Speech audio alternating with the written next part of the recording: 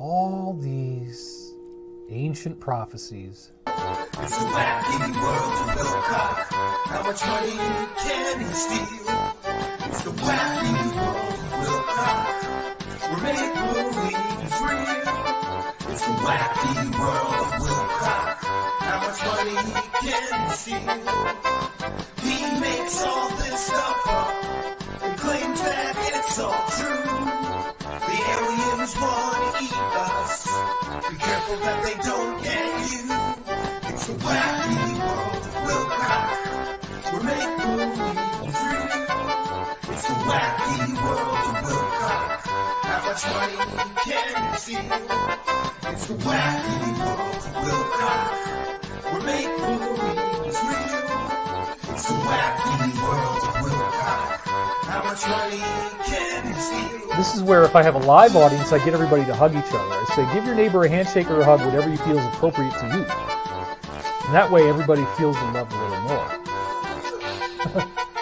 I will never believe it, I will never believe it. Okay, that's fine.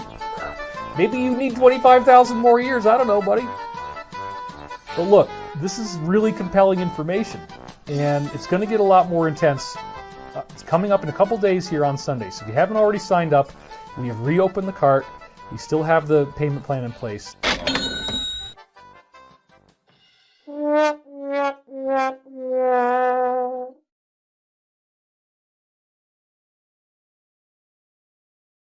Get over it.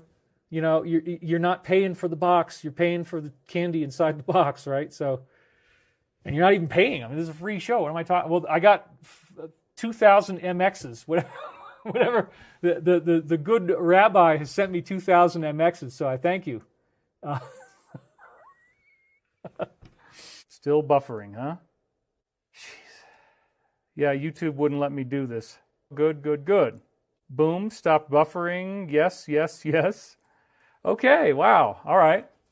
There's some very, very insulting comments in there. So, look, I haven't cut my hair for a while. I'm sorry if this freaks you out. I might have electrified myself. Yeah, that's true, you know. I, of course, have specialized in this concept of eschatology. Eschatology is the science of studying the end of the world. I don't want to say something profane. An eschatologist. I'm an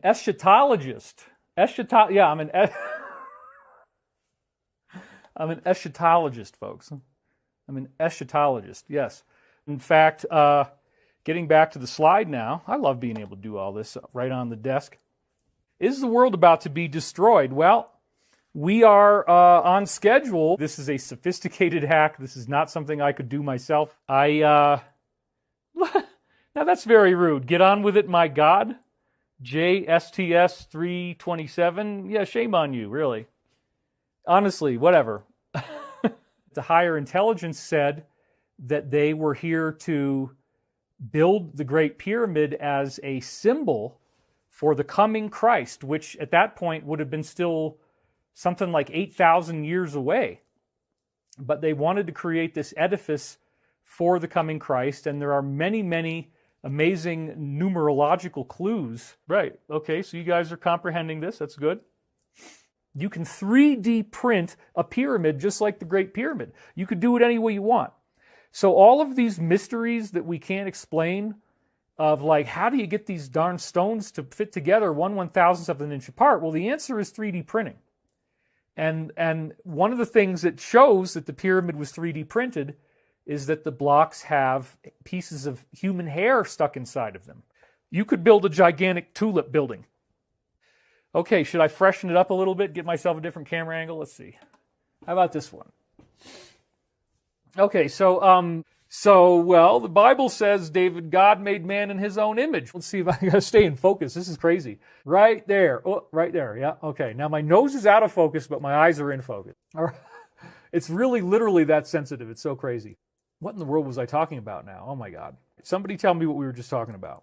One of the very fascinating things I discovered was in talking to my top insider of all time, who worked directly with the Reagan administration. They called him Dr. Do. They considered him the #1 expert on advanced technology. And this is one of the things that I've actually had many, many different people tell me as I've been doing this work over the years, as many of you probably know. We're living in a very, very different world than we think. Well, let's move over here a little bit, frame myself up a little more. It's probably not the only time that this has happened. It's really, really ridiculous. Nobody knows that we exist, right? If you got 40 billion planets, then it's very, very silly to think that we don't exist. Okay, and it's a story about a hero. So it's the hero's journey. The rat didn't even have a pancreas. He autopsied other rats from the same period of time, and their pancreas had dissolved inside the body. It literally had dissolved, okay? Now, if he shines the pancreas light into the area where the pancreas was, but it no longer exists, with 24 hours to live, literally within the last day of life, these rats spontaneously restored their health. Once the Soviet Union collapsed, they translated this stuff into English. If that's a larger source of a downward current that wants to push down, because it's all flowing inside the Earth, then we, being smaller than the Earth, we get caught up in that current and it pushes us down onto the surface. Well, so this is a very interesting view of gravity that's entirely different because we normally call it the pull of gravity. We think that it's pulling us down. But nobody's ever come up with a really good analytical model for that. And the closest thing to any workable model of gravity that is commonly accepted by physicists is Einstein's model. So then what you have to do is you have to three-dimensionalize the process of everything flowing into the planet, in which you can have all these needles and you generate this material called cold plasma, and then you can direct the plasma and it allows you to have vertical takeoff and landing. And it's based upon the most dirt simple physics principle of ball lightning. So again, the ball lightning thing, this is an explanation that if you protest, that they will take everything you have and basically wipe you out. Okay, let's give the haters a little something. They annoyed the shit out of people. I get it. It's unfrickin' believable how bad they can be. So I get that part. We'll create a paradigm shift on this planet that is so unprecedented that it's hard to even imagine. And honestly, there is no reason. I just got the streaming light again. You guys, are you still able to hear me? Please write if you can hear me, because it just said that it's got a problem again. Streaming status. Let me just try this. I'm going to break the stream and then do it again. Okay. All right, the data is coming back in. There we go. Excellent connection once again. Okay, great. Apparently turn this off and turn it back on. Yeah, it is. Okay, it's pretty crazy. It is pretty crazy. All right, but whatever. It's hair. Somebody's saying that I'm a clone. Don't do the close-up. I'm going to lose my mind. If you hurt my feelings, I may get sad. I might get sad. Don't hurt my feelings when I come over here. I want to be inspired. So that's pretty cool. So in the case of the Montauk chair, they could manifest whatever they wanted.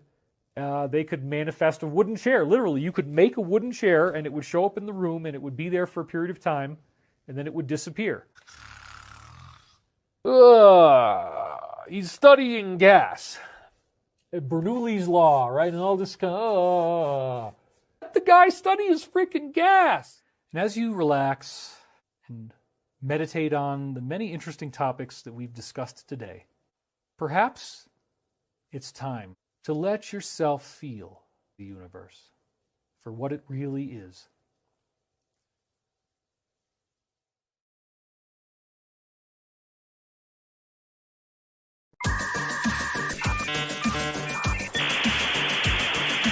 Like it is. It's like we're... Hey, man.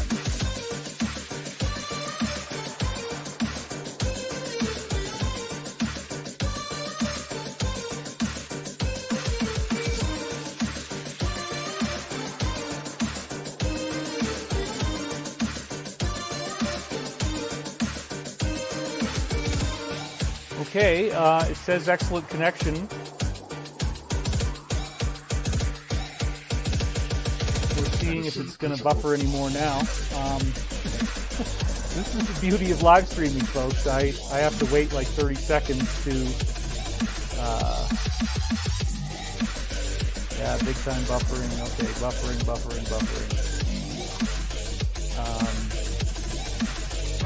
Okay, now is it good? Oh, people are saying it's good now. I just redid everything and it is, oh, it did.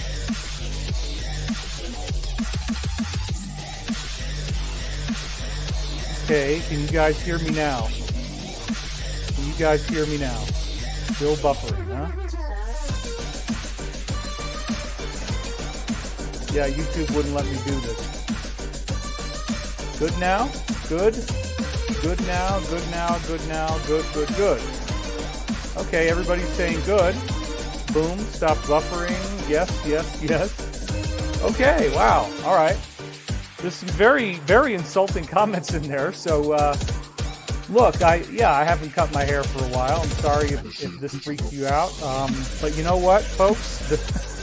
Then the hair that you're seeing right now. So I just want to make it clear that I have options. You know, it's a lifestyle choice. It's how I choose to identify. I might have different pronouns. You know, it's all dependent upon my form of expression, what makes me feel most comfortable and safe in this very, very chaotic environment. So anyway, I hope you're doing well. Looks like we're good now. So yeah, okay. I don't know how I managed to pull this off, but I chopped the resolution from 1440 down to 1080 live. I didn't even know if I could do that. Apparently I can. Oh, it says no data now. So then it says stream data excellent. Okay, so yeah. All right, well, it seems that the majority of people are happy with the hair, so I think that's just a vote for yes. We're not going to do anything crazy like cut it on live television. So I guess I've got a connection. Yeah, it's all saying excellent. Everything looks good. I might have electrified myself. Yeah, that's true. You know, people make such a big deal out of the head-banging hair.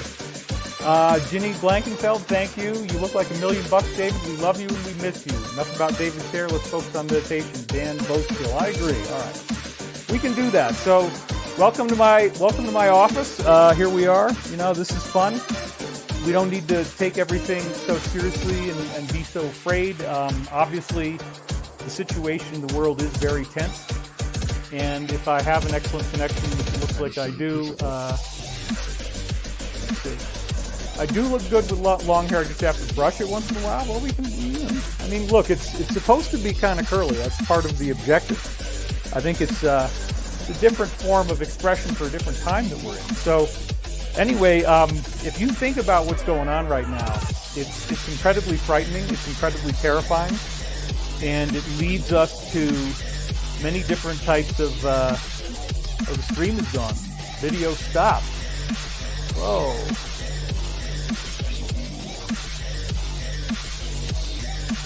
Let's see. Okay, I don't really know why all this is happening. I guess we're under very, very severe attack is probably what it is. Are you guys able to hear me? Stop the broadcast. Yeah, I don't see it. It stopped for me, so I'm not sure what to do here. I think we're getting hacked, honestly. But we should have expected as much.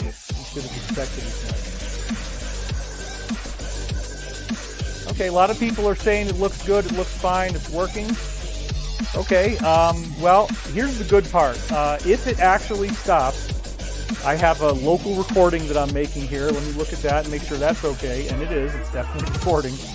So no matter what, if the YouTube thing craps out on me, I will re-upload this. Hopefully enough of you are able to see it. Yep, you're saying it's good. Thank you.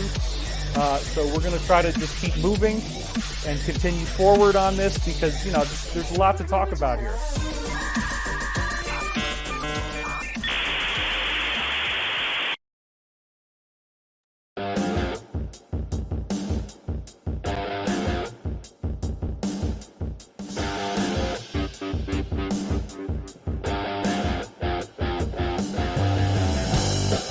Greetings and salutations, friends, and welcome back to Truthseekers. We are live on Facebook Live, on Twitter, and on YouTube. Simulcasting to all 3 locations. It is Friday night, and tonight we're going to have some fun deconstructing David Wilcock's latest intel. That's right, he's getting new briefings, friends, new briefings. And we have done part 1 of 2 hours of his stream. We've got just an hour of nonsense of his to go through. And I got to tell you, part of me is very sad. And here's why I'm sad. I was thinking that David Wilcock is quite possibly one of the highest paid speakers in conspiracy land. Let's think about that for a minute. This is the creme de la creme of conspiracy land. Well, maybe David Icke gets more for a personal appearance, but I can't think of anybody else that makes as much money for giving a lecture or a talk or whatever, an appearance at one of these New Age or UFO conferences. David Wilcock is the creme de la creme, one of the highest paid people. And we have seen and detailed on part 1 and on other deconstructions, fact checks, and analysis of the information that he presents, that his information is garbage. It's cobbled together from fake government insiders, Russian tabloid newspapers, fake discredited scientists, people he calls doctors in some cases that aren't really doctors. They've got fake degrees, fake educations. He's using, senile old men in the form of Pete Peterson, and that guy's dead now, so he just keeps on saying that guy said this, that guy said that, but he's dead. Nobody can check. And by the way, that's the fake Ronald Reagan science and technology advisor, Pete Peterson. And we've proved beyond a shadow of a doubt that everything in Pete Peterson's biography is completely and totally factually inaccurate, fabricated, made up nonsense. So I suppose what makes me sad is this is the best that conspiracy land has to offer, this level of garbage information from this garbage peddling new age guru who has at various times claimed to be, Edgar Cayce reincarnated. He has claimed that he has channeled prophetic information and super important prophecies from the Egyptian god Ra. Of late, he is claiming that he is channeling important information from the Archangel Michael. And yet, we have seen time and time again that all of his prophetic visions apparently must come from the devil. And, I have been sort of reserved about just coming right out and saying that. Listen, there is biblical prophecy or a biblical concept, and it's called the proof of a prophet. And in that concept, it's a Christian concept of how do we know if someone's really a prophet. Now, remember, David Wilcock has claimed that he's Earth's greatest prophet. He's also claimed that he's got a 180 IQ, which would make him smarter than Einstein. But as we have seen, this guy can't work a frickin' microphone and a webcam, right? And a live stream. Somehow, a guy that's smarter than Einstein can't figure out how to work YouTube and do a live stream. And back to the proof of a prophet, test of a prophet. I'm sorry. The biblical concept is called test of a prophet. And it goes something like this. In order to know if someone is truly a prophet from God, there's one simple test. And that is none of their information can ever be wrong, because God would not make mistakes and God would not feed fake information to a real prophet. So though David Wilcock has claimed at various times to be some kind of super psychic prophetic vision guy, he has failed time and time again. In the year 2000, he said the world would end and we were all going to ascend. In 2012, he said that we're all going to ascend and get superpowers. After December 2012, we're all going to have telekinesis, levitation. We'll be able to thought transfer, speak without speaking, telepathically. We were going to get all these superpowers. None of that shit happened. This guy has been predicting mass arrest for 20 years. None of that shit ever happened. Oh, there's the 7 days of darkness. The internet's going down. Your phone's going to be playing government looped stuff while the mass arrests happen and the military tribunals start taking place. You know, the good guys are going to get the bad guys. Gee, none of that shit ever happened. So David Wilcock fails the test of a prophet over and over again, which means he's not channeling an Egyptian god, friends. He's not channeling the one true God or Christ consciousness, and he sure as hell is not channeling the Archangel Michael. Because if he was, he wouldn't get so many things wrong. He would be able to pass the test of a prophet. And it appears he cannot pass the test of a prophet. So where does this leave us? This leads me to believe that his information is coming from, I'm going to say it here for the first time ever, either fake, either he's just making it all up and it's fake and it's not coming from any source, or the source is a demonic trickster entity that has convinced him that he's some kind of prophet and he can channel divine spirits like archangels. I don't believe that he can. I believe that's horseshit. Because if he was really channeling divine entities, he would get at least some of his predictions right. He had to wipe out an entire website full of hundreds of pages of prophetic predictions that didn't come true. That was his original website, ascension2000.com, but you can look at all that garbage on Wayback Machine. It's a laugh riot. So what do we got? We've got an hour, about an hour of his latest live stream left. It's Friday night. I decided we were going to finish this thing and have some fun. So I'm going to put my fair use banner up. Oh, before we get into the video, just a little bit of announcements, I guess, for the show. So tomorrow night at 7 p.m., I just talked to him today. I talked to Angeles Wayne. That's right. And tomorrow night at 7 p.m., we're going to get to hear 7 p.m. Eastern time right here on this channel. He's going to appear here. We're going to do a one-on-one interview and conversation, and he's going to tell us his side of the Angeles story, which I think you're all going to find incredibly interesting. Now, on to the drama-rama going on. Here's some drama-rama. Apparently, we announced this Wayne interview last week, and I have been tweeting it every day to sort of promote his appearance. Apparently, for a time, I suppose, Anjali decided that she was going to do a live stream on a show that doxed me, released my street name, released my legal name, and I believe is responsible. They're the same show that is responsible for somebody coming into the live chat here and literally threatening my family. She was going to do that stream an hour before we did the Wayne interview. I contacted her and said, the optics of that might not look real good. It might look like you're being vengeful or vindictive because I'm doing this Wayne interview, especially with you going with a show that has threatened, intimidated, harassed, called me a pedophile, released my legal name, and we've got screenshots of all of that. But, you know, I said, do whatever you want to do. I'm still doing the interview as scheduled of Wayne.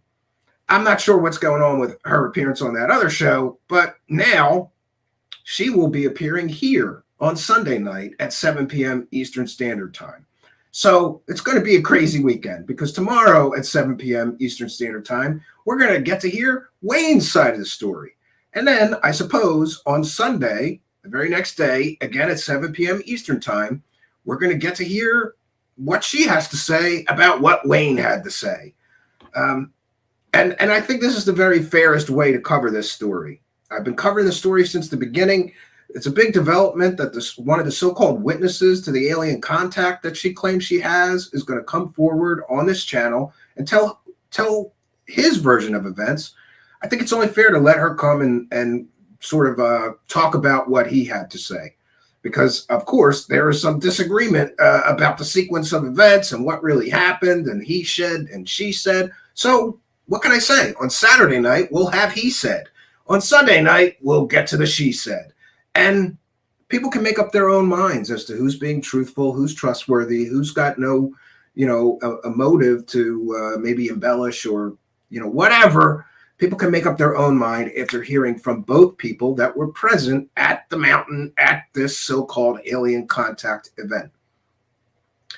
And I guess finally in Dramarama, somebody sent me a message saying that C.W. Channer is now saying that I'm a cover band of him. And I just wanted to mention that never in the history of cover bands, and maybe it's just a bad analogy, him slagging me like that. And by the way, apparently he's doing it behind a paywall, so I've got to pay $1 or more or something like that to hear the shit he's talking about me. Come on, bro. Don't put it behind a paywall. That's not fair. I got to pay to hear the shit you're talking about me? How's that fair? And isn't that weaselly? Like, I'm going to talk shit, but I'm going to put it behind a paywall so Steve Cambion can't see it and respond to it. That's some shit. And so anyway, apparently he said that I'm a cover band of him and I'm ripping him off. And I just wanted to mention, I think that's a terrible analogy. C.W. Channer can say whatever shit he's going to say. His views are in the shit. They're in the shitter right now, right? His views are in the shitter. Maybe he's just pissed off because our views are doing great here and keep getting better and better. And look, as far as being called a cover band of him, a stupid analogy, C.W. Channer, because never in the history of cover bands has a cover band been twice as successful as the band they're covering. So suck a dick. That's all I have to say on that issue. And next we move on. We're going to get to now we're going to get back to the meat of the program here. We are going to be listening to, I don't know how much more of this David Wilcock bullshit I could take, but I'm here. It's Friday night. I'm here. I ain't got shit else to do except do this shit, right? No. We're going to go through the last hour. We're going to try to get through the whole hour, but I got to tell you, I may tap out because some of this, sometimes I listen to David Wilcock and I just feel like I'm getting dumber and dumber as the longer I listen, and I got to tap out. But I don't know. I'm feeling well rested and in a pretty good spirits, even though people are talking shit on me behind paywalls. What's that shit about? Anyway, we're going to get to David Wilcock's latest stream. This is the last hour. If you're interested, I did a breakdown just with notes without playing 2 hours of the video so we could get through most of it on a previous show here. And you're welcome. Go over to, click on our YouTube channel here and check out the previous stream. All right, let's get into it, friends. Just dumb stuff, okay? It's Don't appropriate. do dumb stuff. Dumb stuff. We're starting with dumb stuff stuff. To figure out that, if you build a high enough pressure inside something where the pressure can't get out in any one place, it gets out in all the places at once, and it's an explosion. And that's what appears to be happening with our sun. It appears that the sun needs to explode once we get into this cloud in order to feel comfortable in this new higher energy that we've got. And again, everybody is convinced on the inside, the DCTP, that there's going to be a solar flash and that the Earth is going to be wiped out, and we're in end times, an eschatological situation. There's nothing we can do about it. We're all hash browns. We're all toast. And only the people who live underground or off planet maybe will survive. And everybody believed that, and it's an ancient prophecy. And then they also have these full outs that people are going through when they go through a time portal at the end of 2012. They feel this amazing cosmic consciousness, out-of-body experience, omniscient intelligence. Then there's the problem of the interlacing frames and looking glass. The frames go faster and faster. Yeah, and somebody, by the way, correctly pointed out, I was in error in my previous coverage of David Wilcock. Looking Glass was first mentioned by Bob Lazar as one of the programs that they were working on at S4. I, in error, said it was Dan Burish. But what actually happened is Bob Lazar just mentioned Looking Glass. Didn't know anything about it, but it had something to do with viewing, events in time or time travel. And that's all Bob Lazar said. But then Dan Burris came along and expanded on the whole story of Project Looking Glass. So we've got a discredited fake scientist pimp that he's using as a source for this Looking Glass information, and a discredited I guess, just copycat loser of Bob Lazar, who's been largely discredited in the form of Dan Burrish. That's his sources here for this looking glass nonsense. It's nonsense. There's never been any credible actual evidence or proof of this project. But David Wilcock believes because somebody said it on the internet, it must be true. Until it goes all white at the end of 2012.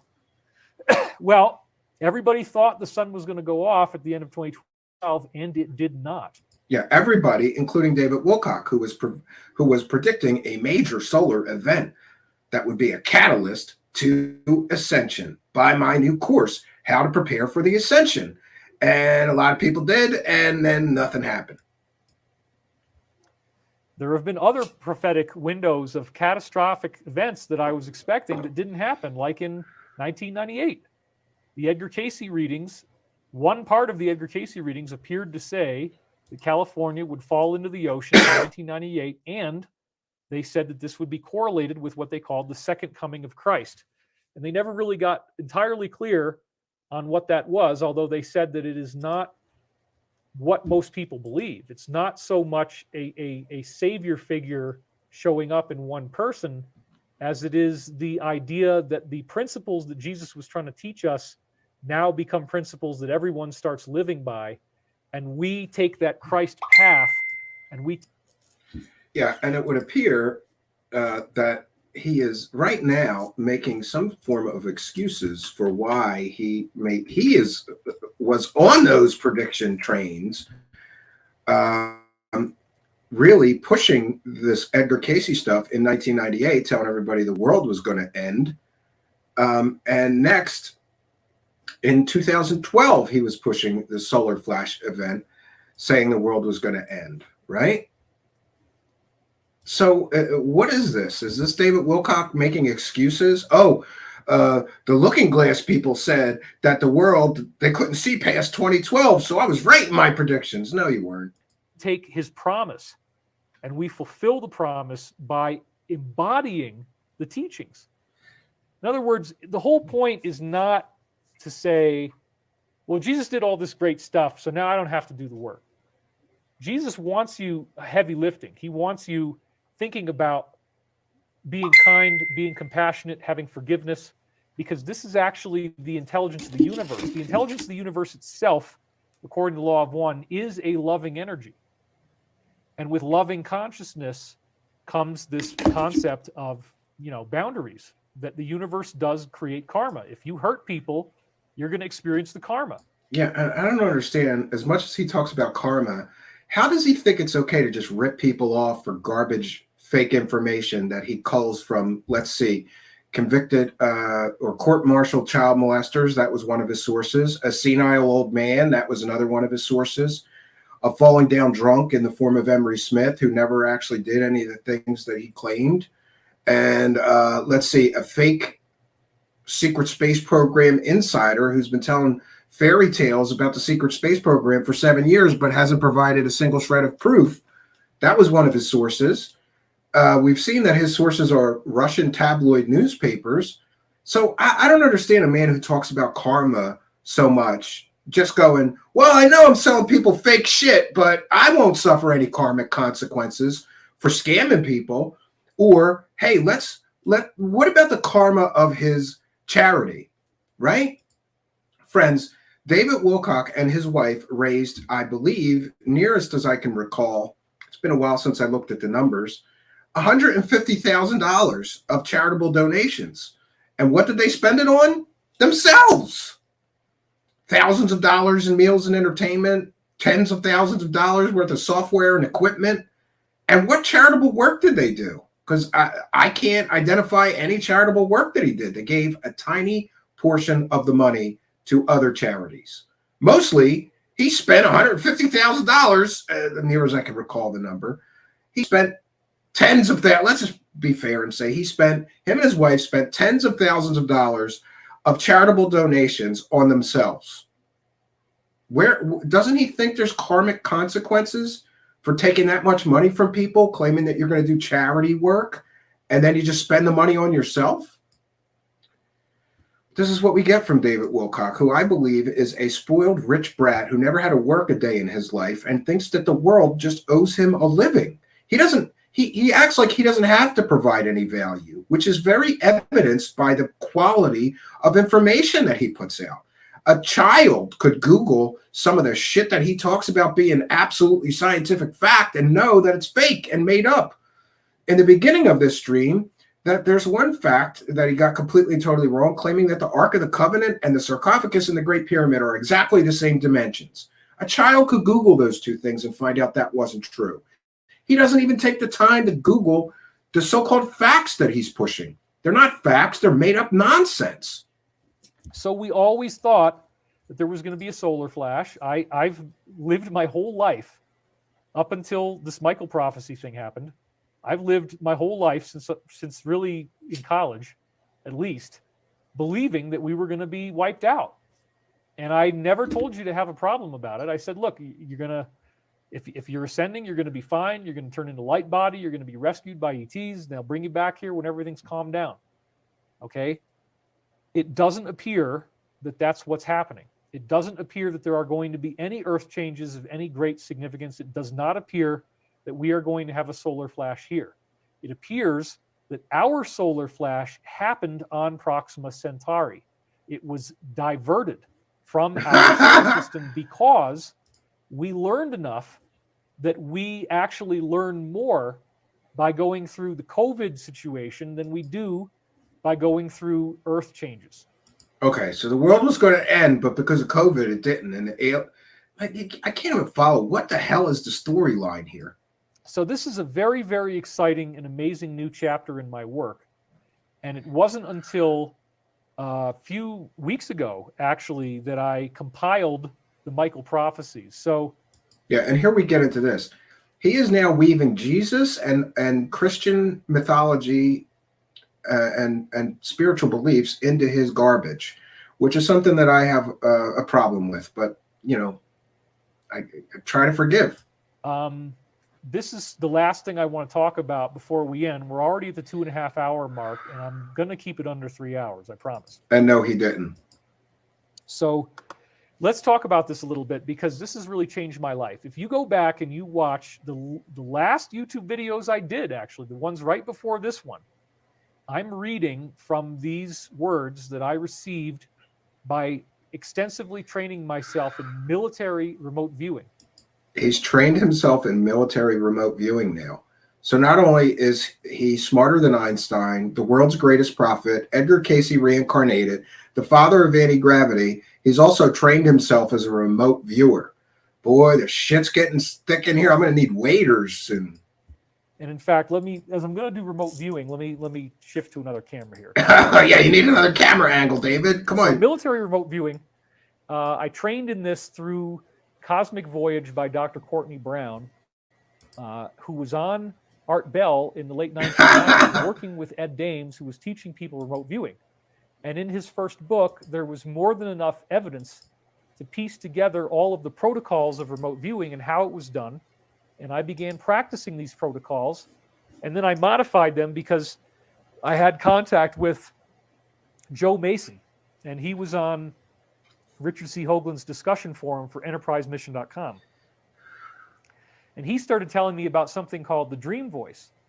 And he said that if you wake up in the morning and you're just waking up and you listen to the background in your head, that you may perceive in kind of a three-dimensional space. You can kind of hear a voice talking over here, and you can kind of hear a voice talking over here. And it might not be anything more than the equivalent of, like, if you were in a room and there's a television on in the other room and you can kind of hear some of the words, I don't really care about that.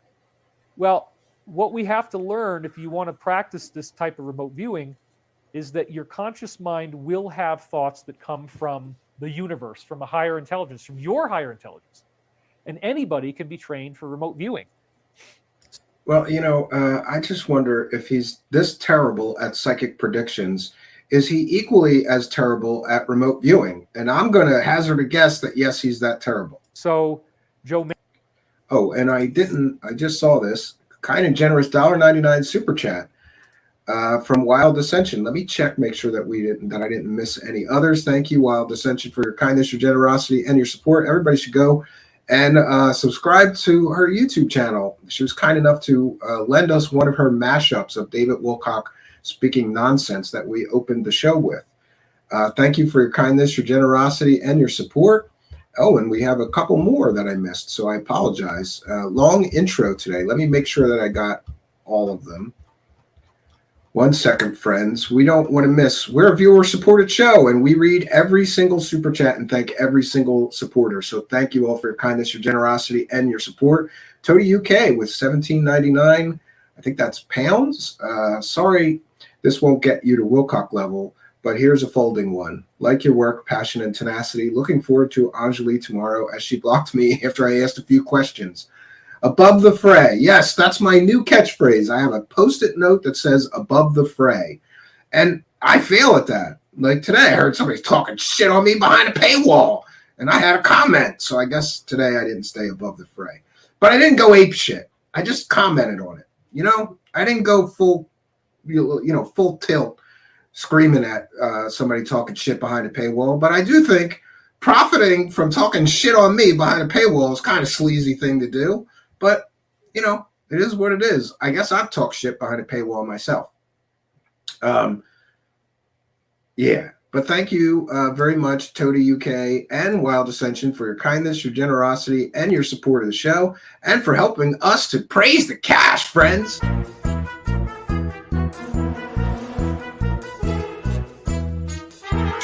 You're watching Truthseekers. Praise the cash, praise the cash.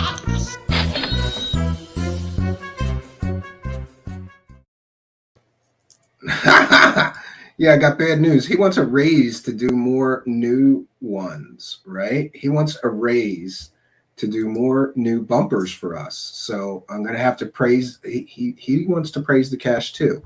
And I see that we got another kind of generous benefactor out there. 1 second. Let me find it here in the live chat. I scrolled all the way back to get the first one. Bear with us, friends. And as this is a good time while I'm scrolling to remind you that there's a few ways that you could support our show. The first is to join our Patreon for as little as $1 a month. That helps support the show, and that's really what I pay all the show bills out of, our software and all different things that we need to run the show. Man, I lost it. Where is it at?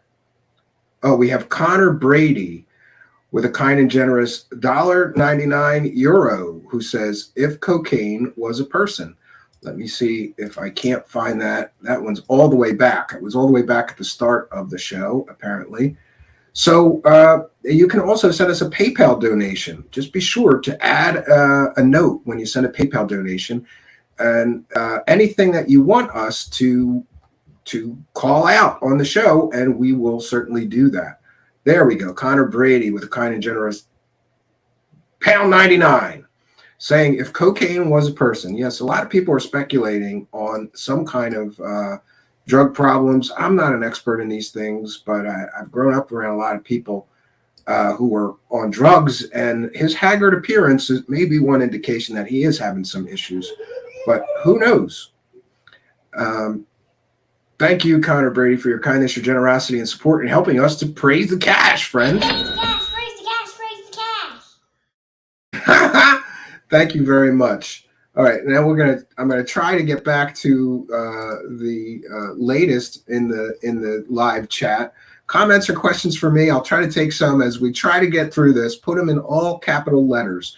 Comments you want me to share on the screen? Please put them in all capital letters, and we will try to share some of your comments and questions. But we've got a lot more of David Wilcock's nonsense to try to get through. So let's get to it, friends. Let's get back to it.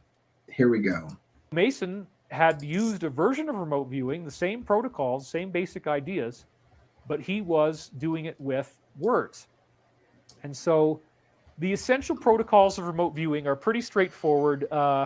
The idea is that you don't want to analyze any of your information. That's very important. You don't analyze the data, and you don't have any emotional reaction to the data. You keep moving, you stay busy, and you document every single thing that goes through your head. You are not allowed to analyze it. You are not supposed to be paying attention to it. So in order for me to do this work, it turned out hurry up. I followed Joe Mason's technique. I listened in the morning, and I was able to hear my dream voice speaking.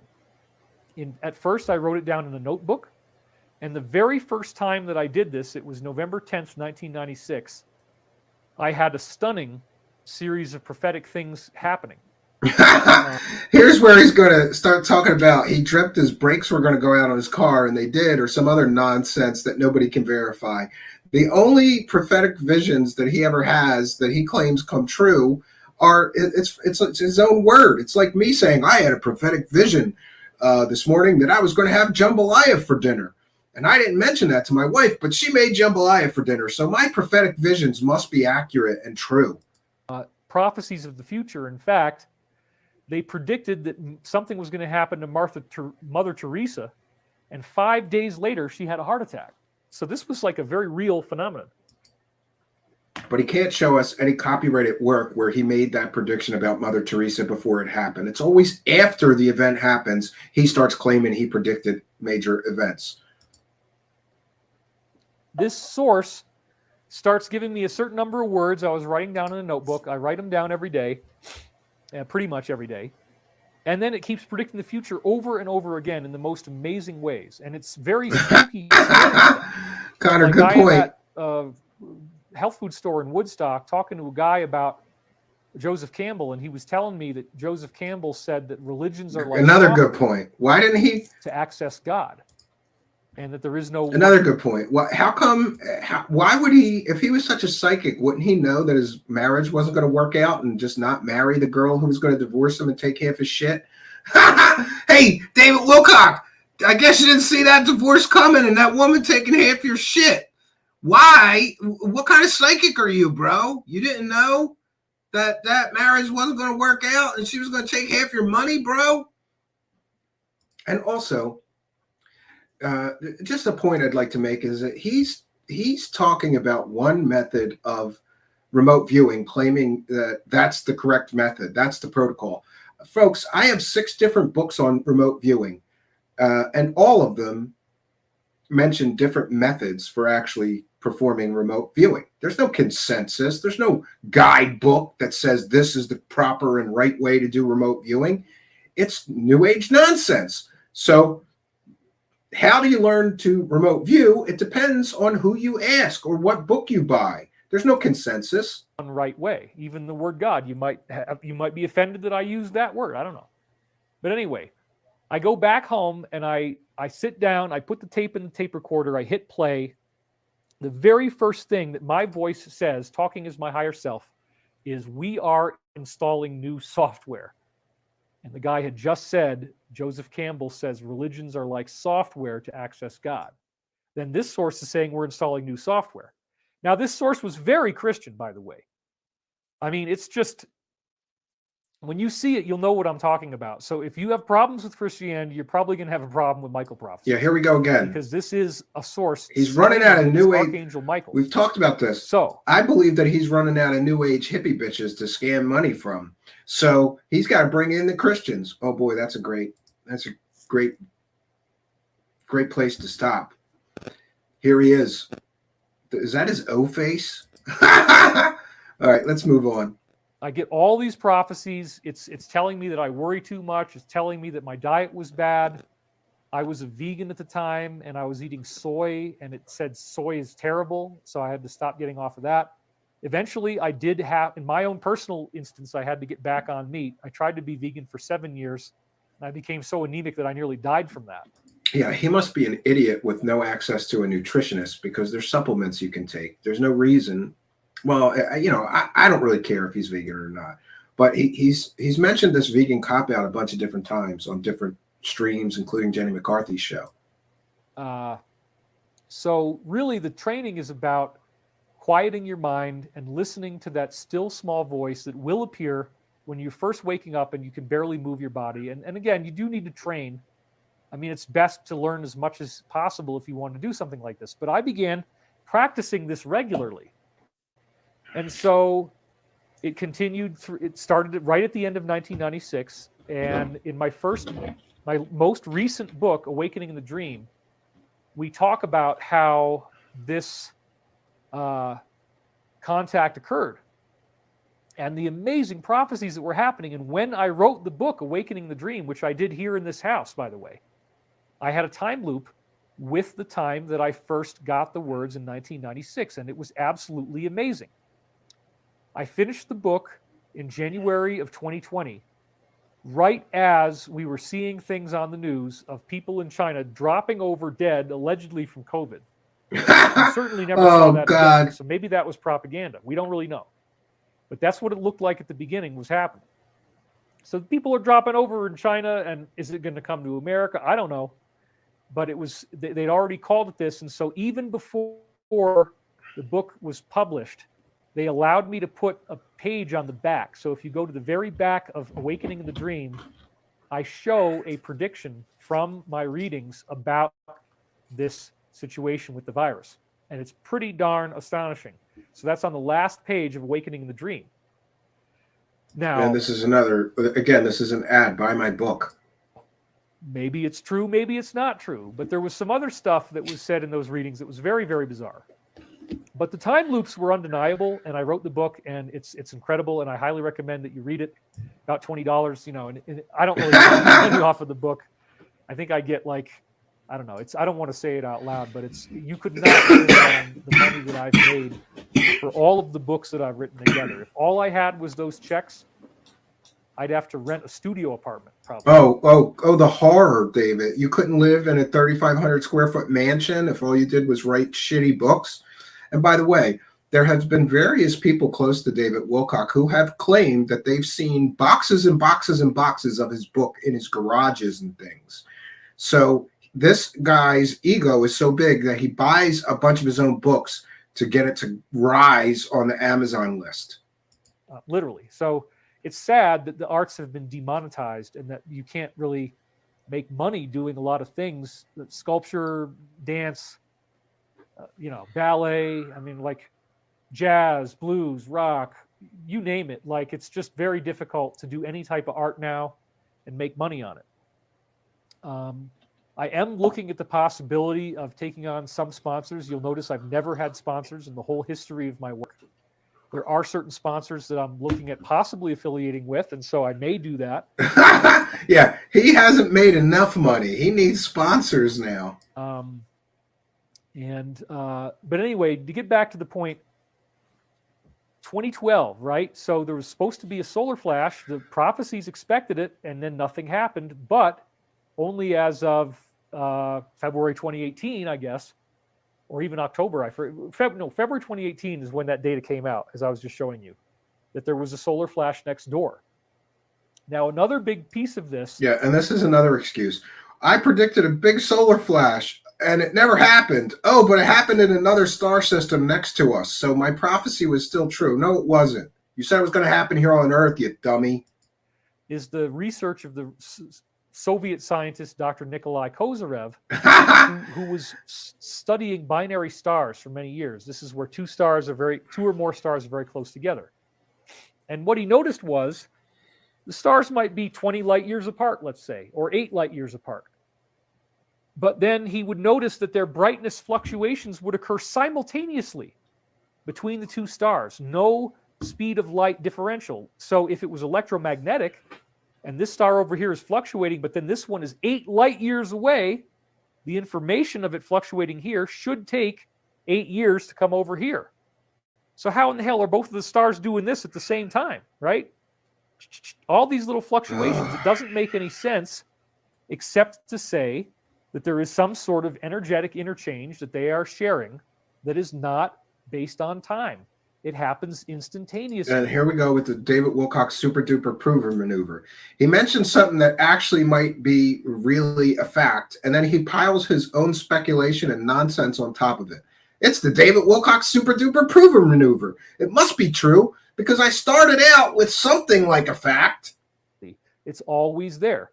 And if I'd had more time to prepare today, I would have wanted to give you some of these Kozyrev studies, but I'll circle back to that later on.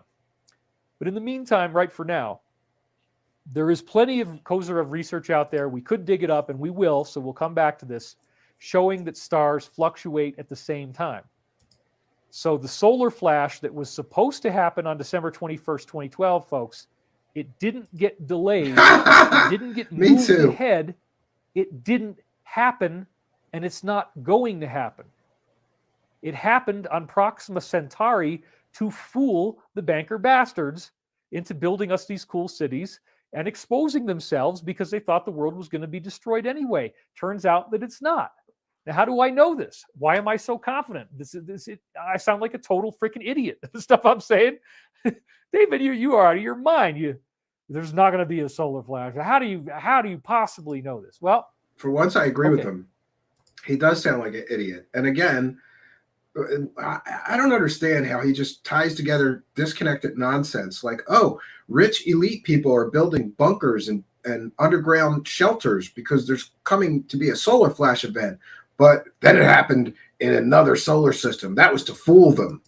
If you go back to the preceding videos that I did on this channel, David Wilcock 333, here's my little silver medal award right up there. They actually sent me one of those back when they still did that.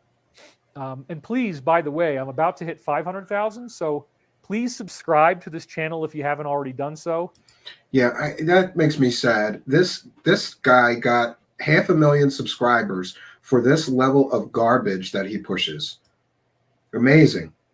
I think we're at 483, so we literally only need 17,000 more subs, and we'll be at 500,000. I think we can hit it, and why the heck not? I mean, this is the only utility I'm aware of where I can do something like this, where I could do a global peace meditation and not have to pay for it. I mean, I think I could do it on Rumble, but I think I have to pay for the bandwidth. And maybe they'll change that in the future, and maybe it'll be worth it for me to pay for the bandwidth in the future. I don't know. This is a great technology that we have to be able to talk to you and stream out like this, and I'm so grateful. I mean, living for a year in Burbank, I went to all these Hollywood stores, and I learned the equipment that I needed to buy to be able to make this set look this way. What set? What set? He's sitting in an office in his mansion. There's no set, David. There's no set. And have the right lenses and the right light. And then learning all the eccentricities of this gear, which is very, very, very difficult. Oh, no. Is he going to talk about equipment for 20 minutes now? Very, very difficult. So everybody's been planning on the solar flash happening here. They wanted to hide out underground, and they've got a whole network. Phil Schneider goes into this, hundreds of underground cities. And Phil Schneider was a mental patient, not a credible source of information. So we can add to the list of David Wilcock's sources. So he used a court-martial child molester with Kerry Cassidy as a source of alien stories. He used a senile old man, and we've heard Jay Widener give his account of Pete Peterson being so senile and so mentally deficient that they had trouble gluing episodes of him being interviewed together because it was all disconnected, nonsensical nonsense coming from a senile old man. Now we can add to him using a mental patient who had severe mental problems for a source. Great. Connected by bullet trains called the sub-shuttle system. And it turns out they didn't need it. So how do I know this?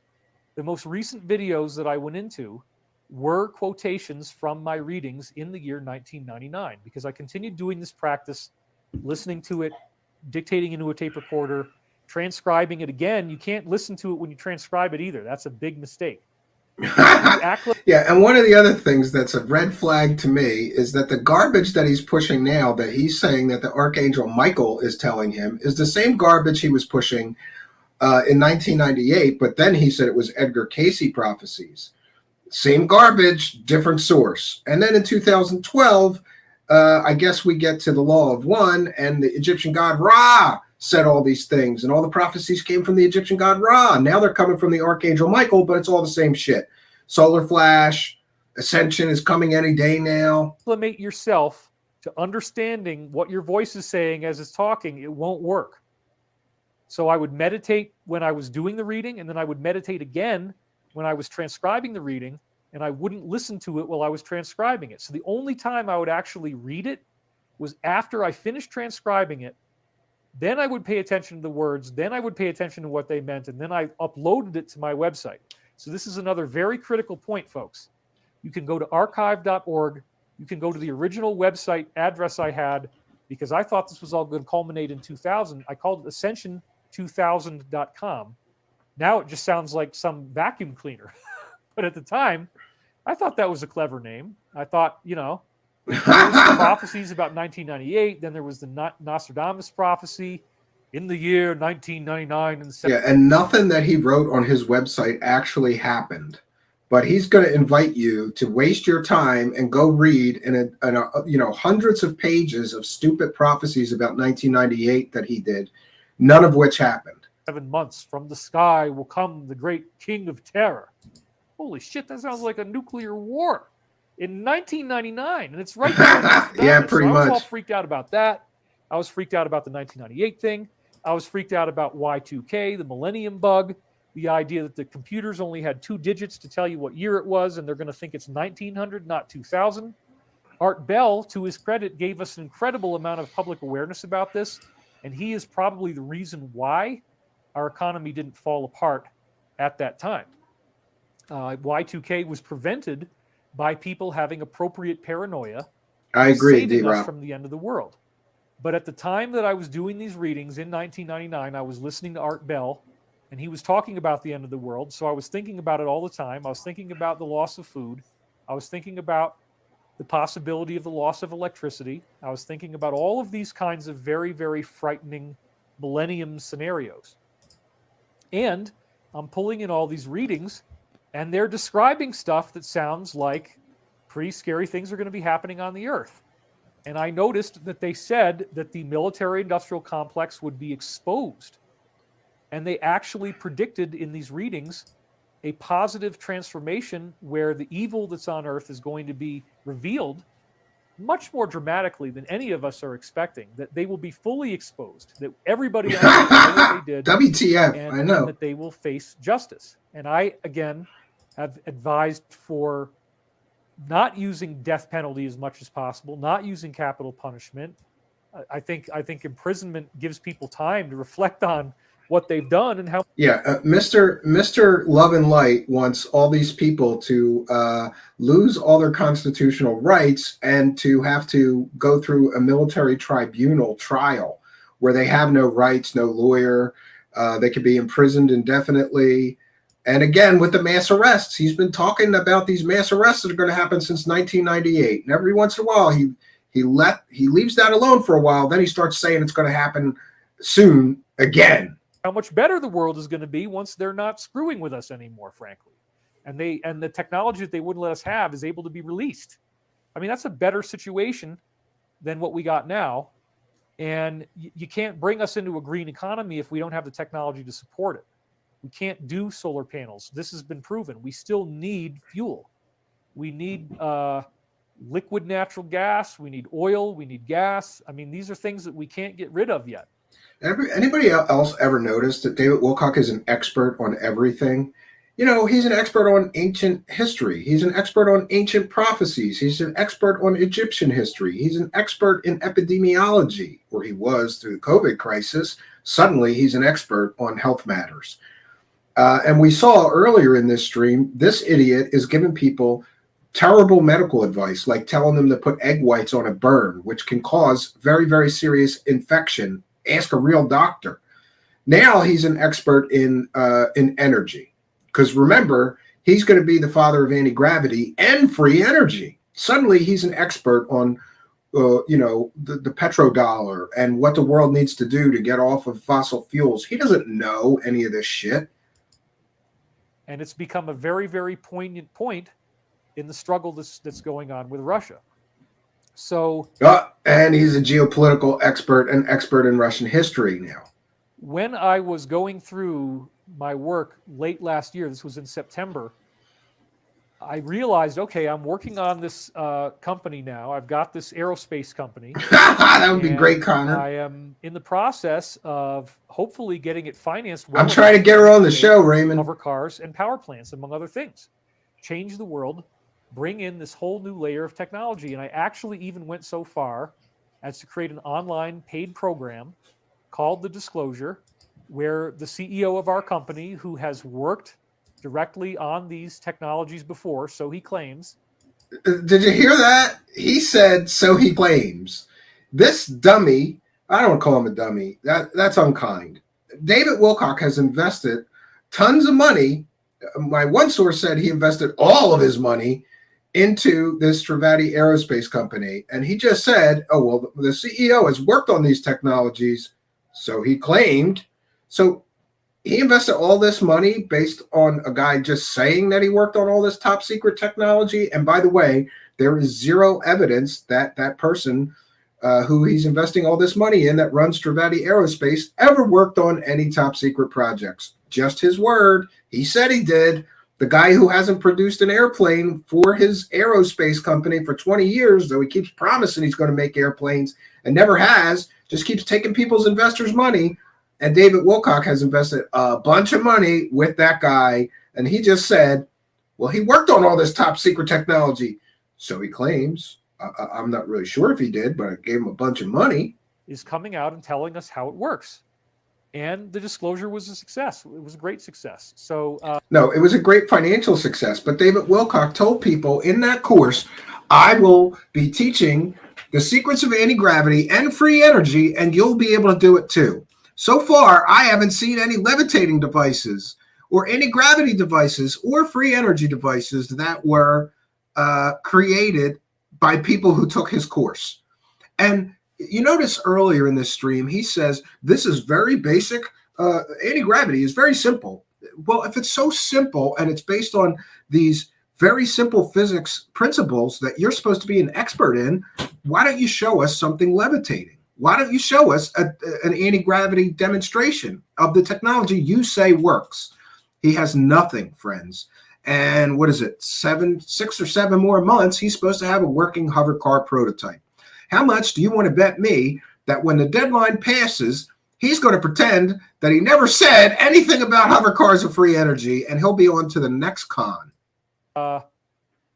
We are not going to stay the way we are very much longer. We are about to experience a quantum leap, which is exactly what these ancient prophecies told us would happen at the end of the 25,000-year cycle. We go into a golden age. We become a golden race. Except the end of the 25,000-year cycle was supposed to be in 2012. And he made all the same kind of predictions. We're going to live in a utopia. We're all going to have superpowers. Everything in the world is going to change. And nothing happened. And here he has circled back to the same old predictions. But I guess he's just pushed, kicked the can, pushed the deadline. This is a very tangible, practical thing that they were telling us to expect. And that golden race apparently includes abilities like Jesus. Most Christians aren't ready to take the high-octane John 14:12 quote where it says, Jesus said, as I do these things, meaning his miracles, so shall you do them, and greater things, for I go unto my Father, Mother, God. Yeah, and Jesus was saying that for his disciples or people doing God's work, not for people scamming people out of money. And again, before, the superpowers were going to come from our rainbow light bodies. Now he's transitioning to a more Christian perspective. I truly think that he's running out of New Age crystal hippie chicks and New Age community members to grift money off of, because even true believers in all that stuff, crystal energy and ancient prophecies and ancient aliens, even those people are getting sick of all of his constant conning people, constant courses, asking for more money and $333, and you'll learn to ascend. Remember, I think he did 3 courses on ascension and nobody ascended. That should tell you something about the quality of the information that you get for $300. As I do these miracles. Oh, I missed my point. So now he's going to tell you that the superpowers aren't coming from light body, New Age, crystal stuff. Now they're going to come from Jesus and the Archangel Michael, who he's talking to on a daily basis, according to him. So will you do them in greater miracles? So again, the way I expected this was going to happen is that there's a pole shift of some kind, super volcanoes going off, solar flash, 1,000 degrees Celsius burn on the surface of the earth. I was told by insiders that they don't expect any life on earth to live. What insiders? What insiders? He doesn't have insiders. His insiders are his imaginary friends. They only exist in his imagination. All these insiders who are in a position to know told me that the earth is going to be destroyed and it'll be 1,000 degrees on the surface and nothing will survive. Great. Who told you that? Well, my insider. Because it all gets cooked. But ETs are going to rescue you, and wherever you need to go, they're going to take you there. So if you're a real big jerk, you get to stay on Earth and experience Mad Max. And if you're not a real big jerk, then you get moved away and brought back when the Earth calms down and all the ash is settled and everything. Yeah, the aliens aren't going to take any assholes with them. They're only going to take the good people. And if you're a prick, you get to burn on hell on Earth. Very love and light of David Wilcock. So it's a lot. It's a lot to process, and the fact that this was taken so seriously on a governmental level that they spent the majority of all of our wealth on preparing for this event. So now I'm in the process of working. Okay, so the government spent all the government's money preparing for this catastrophic event, which, by the way, never happened. Does he have any proof of that? Because he's saying it as a factual statement. The government spent all this money. No, of course not. He has no proof. He's just making this shit up. On this company, which if the Earth is going to be okay, that's great, because now we're building hover cars. It's sort of like what my great-grandfather did with the New York City subway, and how that's going to change business and stimulate changes in society that we can't even imagine. Colonization in all these different regions. Vigo the Carpathian from Ghostbusters. We don't yes. have overpopulation, for God's sake. If you give the people the technology of free energy and hover cars, they're going to migrate. They're going to want to go be hippies, and they're going to want to caravan, and they're going to want to hang out in the Bering Strait or in the middle of Peru or wherever the heck they go where nobody else is around and they got their own private space. Now, I'm certain that there's going to be restricted zones that are the result of people having privacy and not wanting you to show up at their front door, or that there's nature preserve areas and stuff like that. So I don't think that if you have a hover car that you're going to literally be able to go anywhere on Earth that you want. You can't invade people's privacy, you know. However, it's probably going to open up. There will probably be some sort of, you know, not like the negative one, but I think can we get rid of passports, please? Can we just freaking get rid of them? Do we really need it? I don't know. I mean, yeah, 5 by 5. You're right. If you have a vehicle that could allow you to travel through several countries in one day, do you need a passport? And how would that passport? I don't think so. Be digitized, and would it just basically be like marking where you're going as you travel? These are answers that we don't have questions for yet, but the technology is real. It does exist. The Navy has declassified the patents, and those patents appear to have been derivatives of the Kenneth Shoulders propulsion system that the CEO of my company, Chris, actually developed. So again, he's mentioning Kenneth Shoulders. First, he said he's contradicting himself terribly on these on the hovercar technology that he claims that his company will be creating or did create. He has contradicted himself several times. First, he said that they were basing their hovercars off of the Navy patents of Salvador Pius. Next, he starts claiming that there's Kenneth Shoulders. They're going to base the hovercars on Kenneth Shoulders technology, and the two things are nothing alike. So I think that David Wilcock keeps shoveling money at this Andrew from Stravati Aerospace, and that CEO keeps feeding him bullshit. That's what I think, because first it was they're going to base hovercars on the Salvador Pius patents. And that's a problem because, first of all, he cannot just make a product based on somebody else's patented technology. That would be illegal. Next, he's going to start talking about Kenneth Shoulders, who tried to build a flying car. But the flying car that Kenneth Shoulders tried to build just used a helicopter on the roof of a car and some wings that popped out of the side of the car. Had nothing to do with anti-gravity technology. So which is it? Are you going to build a helicopter car like Kenneth Shoulders tried, or are you going to build an anti-gravity car, hover car? He can't get his story straight here, and that's really problematic because he's only got 7 months left to build a working prototype of a hover car just like he promised. And my God, friends, talk about over-promising and under-delivering. He claims that they're going to build hover cars that will have free energy devices as in the car. So you will never need any fuel. Does that sound convenient given that gas is going to go up to $7 a gallon in the United States anytime soon? And we're having a global energy crisis and gasoline's going to go through the roof. Suddenly he's telling people, don't worry, just buy a hover car and you won't need gasoline because it comes with a free energy device. The pie in the sky of this is ridiculous, because talk about overpromising and under-delivering.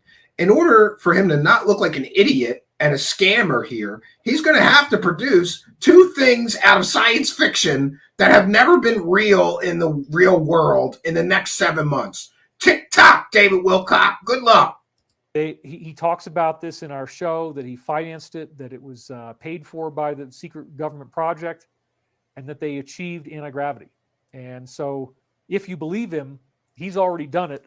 He's already worked on it. If you believe him, he's already done it. But wait, you're shoveling all this money at him. Do you not believe it?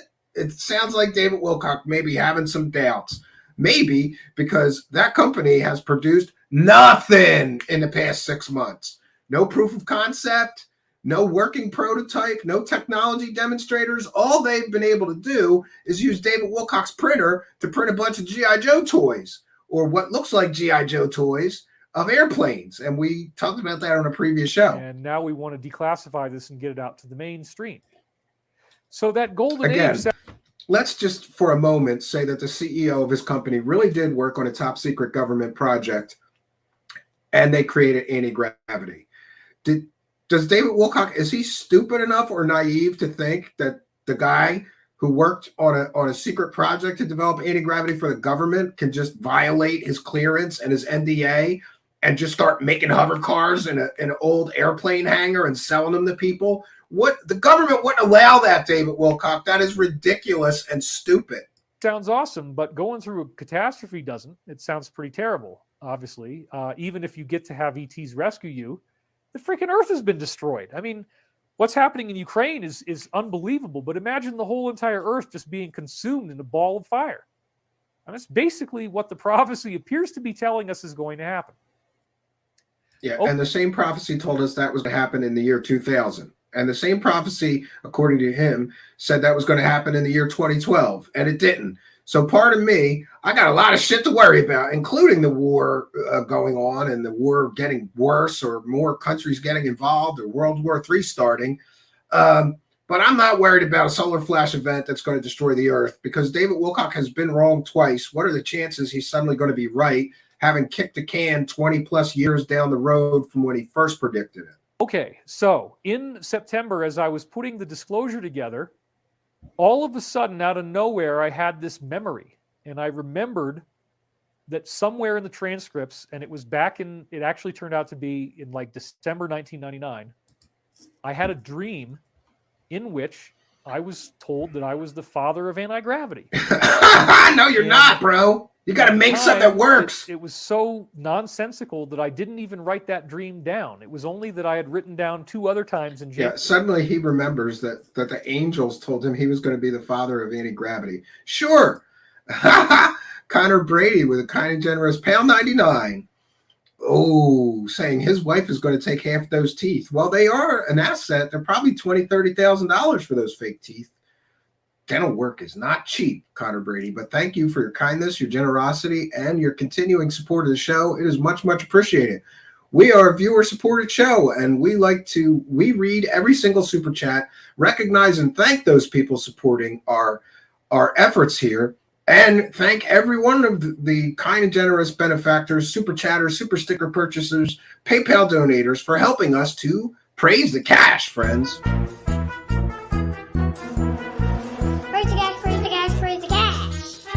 Thank you for your kindness. Thank you for your generosity. Praise the cash, praise the cash, praise the cash.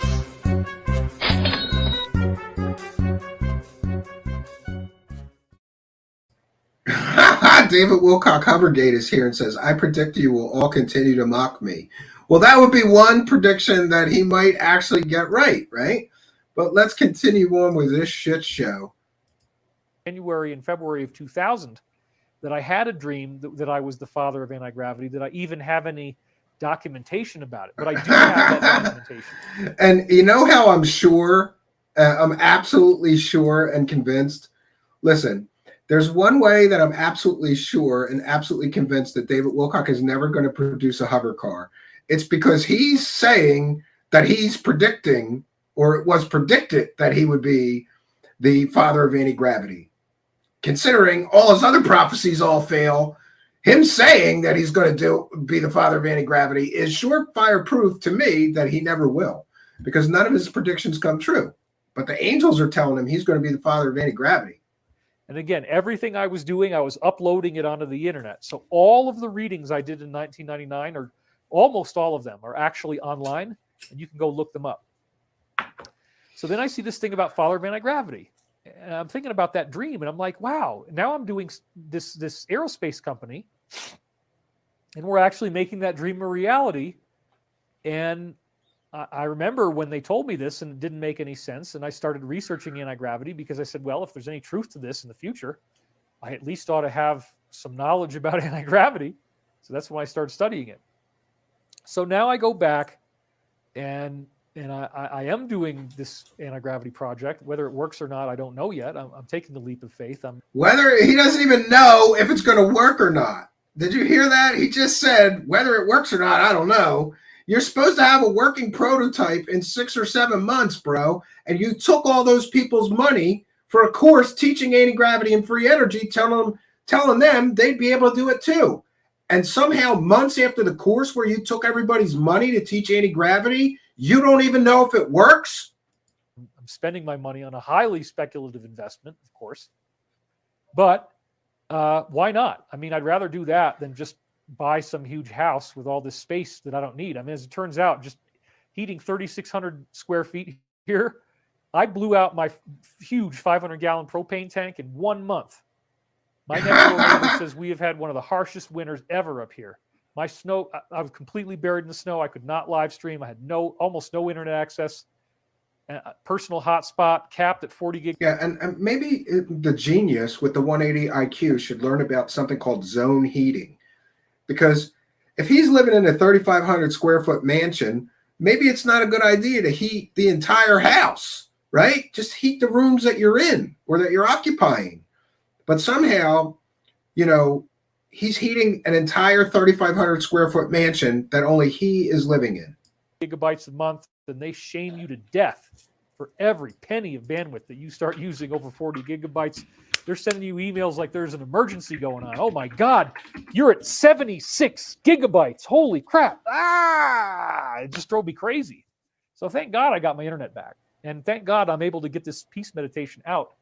And I didn't want to make it more than 3 hours, which means I only got 10 minutes left if I was going to keep to that. So now we got to really start zipping this thing up. So let me change camera. Yeah, now. We got to hurry up now. All right. This one, actually. No. There we go. So suffice it to say, I'm going to have to share more with you guys about this than just in this one work. But I went through those readings from 1999 right where it said father of anti-gravity, and then something very bizarre started to happen, which is that the time loop occurs. There was references in there to the fact that I was going through a divorce. I haven't published some of those. Some of them. Yes, Mysterion. Everything that's going on in my life right now is in there, and everything that's going on in the world is in there. Biden is in there. Harris is in there. What happened in Afghanistan, that's in there. The Brazilian truck protest that now has led to other truck protests, that's in there.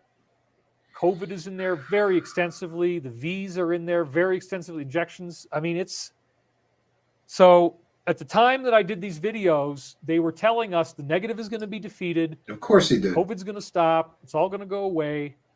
And this was in like October that I was telling you this, and it didn't seem possible. Yep. That maybe one day. I was so afraid of like quarantine camps and getting locked down and yeah, something that might harm my health and all this kind of stuff. I was in an incredible panic. I've been prepping for months and months and months. I have so many pepper supplies. I could basically live here for no money. Yeah, it's pretty stupid. This guy is, and then in another part of the stream, he said that he lives in a modest house. He lives in a $2 million log cabin mansion that cost apparently more than $1,500 a month to heat, because a 500-pound propane tank, I checked, it costs over $1,500 to fill a 500-pound propane, and he says that he's going through a 500-pound tank a month. So this idiot No, I can't get personal. I can't insult him. I apologize.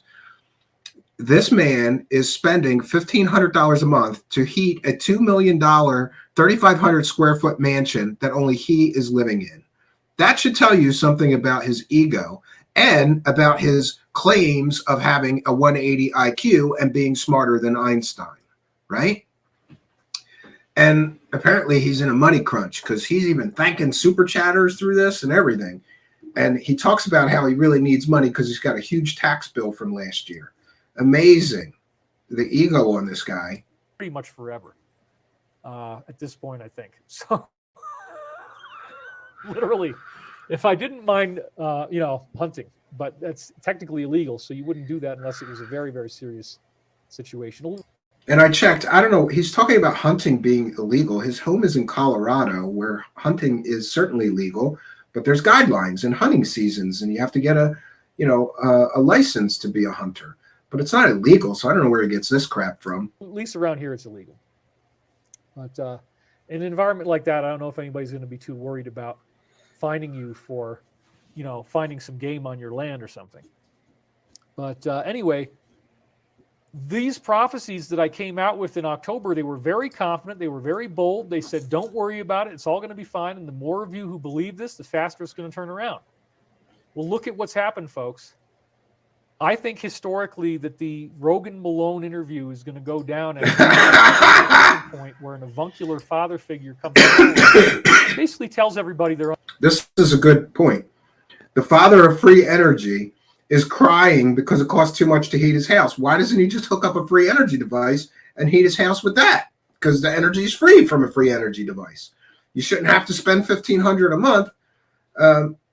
Well, B. Baker, he claimed that he went through a 500-pound tank of propane in 1 month, and I checked, and it costs about $1,500 to fill a 500-pound propane.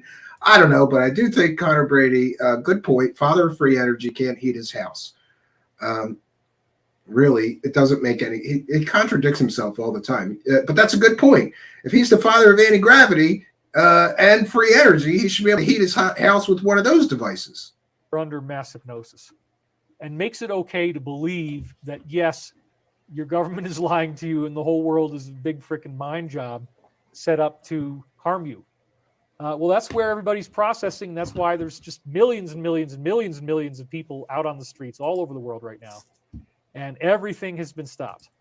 Mandates and all the stuff that they wanted to run with for years and years and years. So this is he is a weenie. It's a very huge victory. And we've already done most of the work. Now, of course, what would the usual suspects want to do? They if they can't control you by this method, they got to switch it to something else. Ooh, them's fighting words. And so there was Baker. all this hype in the media about Ukraine's going to be invaded. Ukraine's going to be invaded, and I didn't believe it. Soy boy pulled off one of the most amazing geostrategic chess moves in history by literally, as a chess grandmaster, nobody else could do it. Bluffed the whole world into thinking he was never going to do this invasion. But here's the problem. You can only do that once.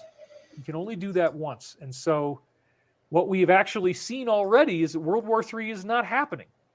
Other countries are not willing to participate. They are not willing to send in their troops because they know that it's going to escalate. And we have an asymmetric global warfare situation right now in which Russia has missiles, Stinger missiles, that give a decisive advantage. They have such tactical advantages that there really is no deterrence. I've been reading articles recently that said that Russia could basically invade any country in Europe they want. It's scary as hell, because if Russia is evil, then we are really screwed, or at least Europe is really screwed. But what we're actually seeing is a very large amount of content from our mainstream media here that may or may not be exactly what's going on. And then there's certain pieces of data that the mainstream media is omitting. And again, these pieces of data are either true or not. Do I know that they're true? Not absolutely, but there's a lot of people out there putting pieces together, looking at the possibility that there might be certain facilities that Putin is going after, biological in nature. This has been extensively discussed. Yeah, and it's largely garbage that is being pushed on, let's see, Telegram, Rumble, and BitChute, and other ghettos of the internet where people are free to peddle nonsense. I don't think that it's as simple as Russian propaganda. there's probably something to it, because we're finding now people looking it up and saying, yeah, well, Ukraine might not even know about it, but there might be some really bad stuff going on in their country. And so again, we have friends in Vinnytsia. I have a friend whose wife is about to give birth. He's trying to escape. It's terribly heartbreaking. I am not celebrating what's going on at all. There are lots of atrocities. I've gotten plenty of information about this firsthand. A lot of the Russian troops don't want to do it either. They're driving around in circles around a little village, and then they walk back home and say they ran out of gas. A lot of the people who are getting... Again, now he's an expert in war and geopolitics and Russian history and Ukrainian history. Thrown into this from Russia apparently don't have any training. There's a whole contingent of them that are just getting drafted and thrown in there. So there's a lot of strong opinions about what may or may not be going on there, but the point is it's not escalating and it is contained, and it's probably not going to last a whole lot longer. Well, there we have it. David Wilcock says the war in Ukraine is probably not going to last a lot longer, which probably means it's going to last a long time, because he's always wrong with his predictions. If Zelensky were to ask me personally, which he's not, for my advice, based on my study of history, this is what I would say. Take the advice from our own President Donald Trump and surrender, because that's what he did in the election. He didn't fight. He didn't keep it going because he knew that the DS had leverage on him. This is stuff that we've seen extensively. There was very, very nasty technology that could have... Notice, David Wilcock is so arrogant. He thinks that the Ukrainian president, Zelensky, both watches his show and needs his advice right now. I think that guy's a little too busy to watch the former fallen star from Ancient Aliens talk about geopolitics or get advice from him, bro. Created huge catastrophe for everyone. So if he had tried to do anything about the stealing of the election, we would have all been toast. We had to go through a process where it was allowed to happen. And something like, if you look at this phrase I'm about to say, take the first letter and the last word and stick them together. Darwin's theory of evolution. Evolution, okay? You got it? That's what it's called. And we know a lot about this. And I've been told by my own high-level insiders that this is real and it is happening. Now, I have... Again, he's got all these high-level insiders, but nobody else is allowed to talk to him. Only David Wilcock is allowed access to those high-level government insiders. Yeah, right, David Wilcock. You are so full of shit you waddle when you walk, bro. Name them. Name those high-level government insiders that told you this shit. Or are you just making this shit up as usual? I've been reporting on the idea that there might be some kind of an alliance working to defeat the powers that were pretty much my whole career. And I'm now at like 3 hours, so I don't really have a whole lot more time to talk here. But suffice it to say that I do believe that we are going to see more hostility before it ends. There's so much insider telegraphing that something is going to happen in Taiwan. We're already seeing the cyber strike, which predated the Russian ground assault in Ukraine. So they're already having a cyber assault in Taiwan. I've seen data saying there might be as many as 40 labs there. Okay. And so we don't know what the heck is going on here. I don't think you should be too upset. I mean, it is terribly upsetting, but I don't think you should think it's the end of the world if this starts happening in Taiwan. But when China turns down Biden and actually takes his intel and hands it off to Russia, this bodes very, very badly for the U.S. And nobody is getting in Putin's way right now. And that's very, very terrifying for the Ukrainians. It's very upsetting. So my advice to Zelensky would be this. If somebody forces you to sign a contract under force, threat, or coercion, that's called signing under duress. And if you sign under duress, you can then use your political power, which is the sympathy you have from the people, to renegotiate the agreement. You sign the terrible deal, you sign the terrible contract. He's got the data. Accept He's getting what intel. appears to be a surrender. There's all these clauses in there. You say there's no freaking way we can accept this. They say we're never going to be allowed to have weapons. So that means we can't defend ourselves. What I would recommend is... Yeah, John 7, he did, yeah. The surrendering in a physical war might be the first 20% of the war. There's a phrase called lose the battle, win the war. Okay? Look at what happened with Joan of Arc. She lost the battle. People wanted to believe she was touched by God, but she died on the stake, burned alive. That martyrdom caused the people to be inspired and to uprise in her support and then actually throw off tyranny. So right now, Ukraine has excellent positioning. It has the equivalent of multi-billion dollars of marketing that has been spent in money that you look at it as marketing money to make people feel sympathy for Ukraine. But what people obviously don't feel sympathy for, based on how the narrative is unfolded, is they don't feel sympathy for World War III or nuclear war. And so given the fact that the Russian army outnumbers Ukraine greatly, there's really only two choices. Again, he's an expert in everything. Now he's an expert in politics, in world events. He's an expert in warfare. He's going to tell us all about what's going to happen. He's an expert in everything. This is the mark of a true narcissist. He has such a bloated sense of self-importance. It's amazing to me. If Putin doesn't stop being aggressive, he's either going to get them by sheer numbers, or it's just going to last forever.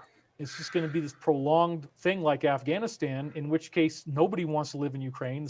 Again, within 10 minutes, he contradicts himself. 5 minutes ago, he said that the war in Ukraine is going to be over quickly. Now he says it's going to be a long, prolonged conflict like Afghanistan. And boy, am I good at stopping at it right at the good time. Civilians are constantly dying. So here's the trick, and there's a lot of evidence in history to support this. If Zelensky signs what appears to be a shitty deal, he's got billions of dollars worth of marketing and the will of the people, who will then go back and say, no, we don't like this deal. So just because you sign a contract doesn't mean that it's going to stick if you signed it under duress, which means that you had to sign it because you were forced to under threat of death. So in light of this, as a practical solution to try to get us through this right now, I would say sign the deal so that people stop dying. Because once the deaths stop, he's got to give advice. And the president of Ukraine needs David Wilcock's political advice right now. That's what a bloated sense of self-importance. He is so narcissistic. He thinks that Zelensky should listen to him for advice on what to do about the Russian war, right? The firing of weapons stops, all the hostilities stop. At this point, you now have bought yourself some time. Oh my God, I can't believe we signed this horrible contract. How could we have signed this contract? Renegotiate.